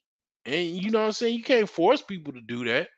You can't say, "Oh well, taking money out, you should be able to make some money. You should be able to make some money off of that to cover it." You know what I'm saying? People are not that like that. Like, you know what I'm saying? It's like, the hood, I think Tommy Sotomayor called me the hood Dave Ramsey. Well, the hood Dave Ramsey is telling you that, yeah, you can't do that. You can't tell somebody they supposed to uh go and sell something to make $80,000, off of $1 million. You got people that's rappers and NBA players, they done made hundreds of millions of dollars and they couldn't make no money. They gotta go back to work and file bankruptcy and all that type of stuff, man. People just don't, they're not wired to do that. And primarily they're not wired to do that because of this here. I mean, it's people are not educated to do that. You know what I'm saying? Like that's just not how that works. And the system works very, very well for you not to be able to know how to do that or even be programmed not to be able to do that. Because people are programmed to do whatever they watching whatever they watching. And that's where that limited thinking is. You know what I'm saying? They not people just, it just is what it is. I mean, they're just not programmed to do that. You should be able to pull 80,000 forever and never destroy it. Now and so when you tell people, Yeah, he's getting I ain't never seen him like this, man.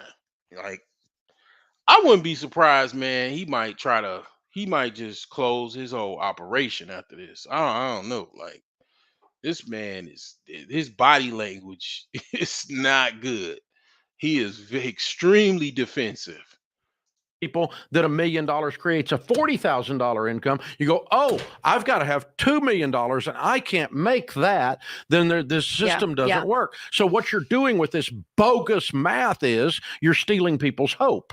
That's why I'm pissed about it, because it's hope stealing with super nerds that have never really done anything to start with. They don't have any investments. They just have theories. I've actually freaking got investments. My money is actually invested exactly the way I teach people to invest it. And I'm easily making 12% on my money. Easily. That's caca. I don't believe you. You're not making that. You're probably, I mean, at best you got some those nerds that you speak of making some money off of your money, but you're not, you know what I'm saying? You're not. Average throughout a decade. Yeah. So it's just asinine that we do this stuff. So no, honey, you need to save 15% of your income in baby step 4 till you get your house paid off. When your house gets paid off, you will increase your investing ratios above that. You are not going to retire poor. Stay away from 4% withdrawal rate morons who are telling you this is the thing. So God, it's just aggravating.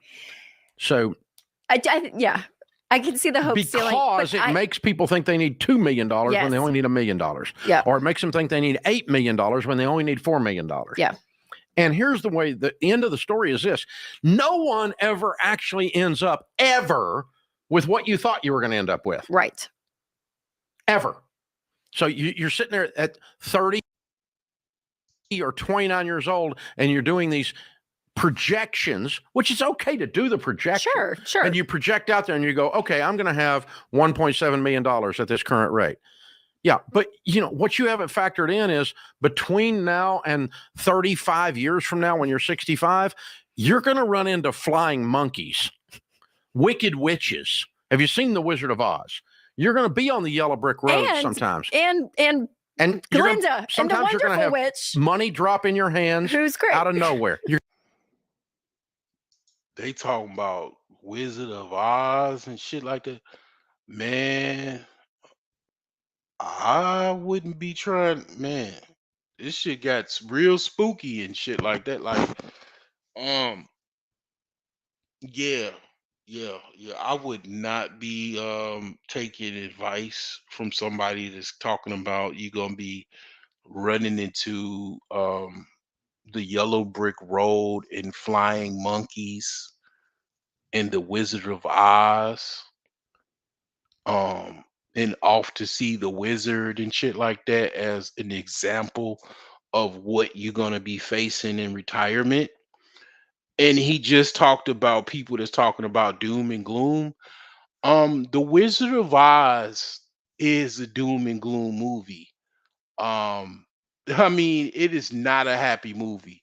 So you're literally telling people to avoid doom and gloom, and you literally just spit some doom and gloom at them to try to say some shit to cover your six, because you've obviously have some content out there about people taking withdrawals of their retirement money. And yeah, if you have an investment mindset, you can use your retirement money to make some money. But if you're not, yeah, you're gonna lose all of your retirement, and you probably most likely will be at Costco bagging groceries. I mean, putting groceries in somebody's car. I mean, after you retired. I mean, like that. I mean, that could possibly be the case, because um if you're listening to somebody tell you to take withdrawals of your retirement money after a year, because they assume that you're going to be able to you know make some money year over year from you selling something and investing. And it's like, yeah, this situation, and she's laughing it off. You see that fake ass laugh, that fake ass fucking laugh. She got this fake ass laugh. He got this like just bah humbug look on his face. And it's like, man, I mean, this shit got real cringe. I hope this is almost over, because this is really, really cringe at this point. You're going to make more money than you ever need. You're going to have ruby red slippers sometimes, and sometimes you're going to have flying monkeys stealing them. And at the end of the story, your little projection is not accurate.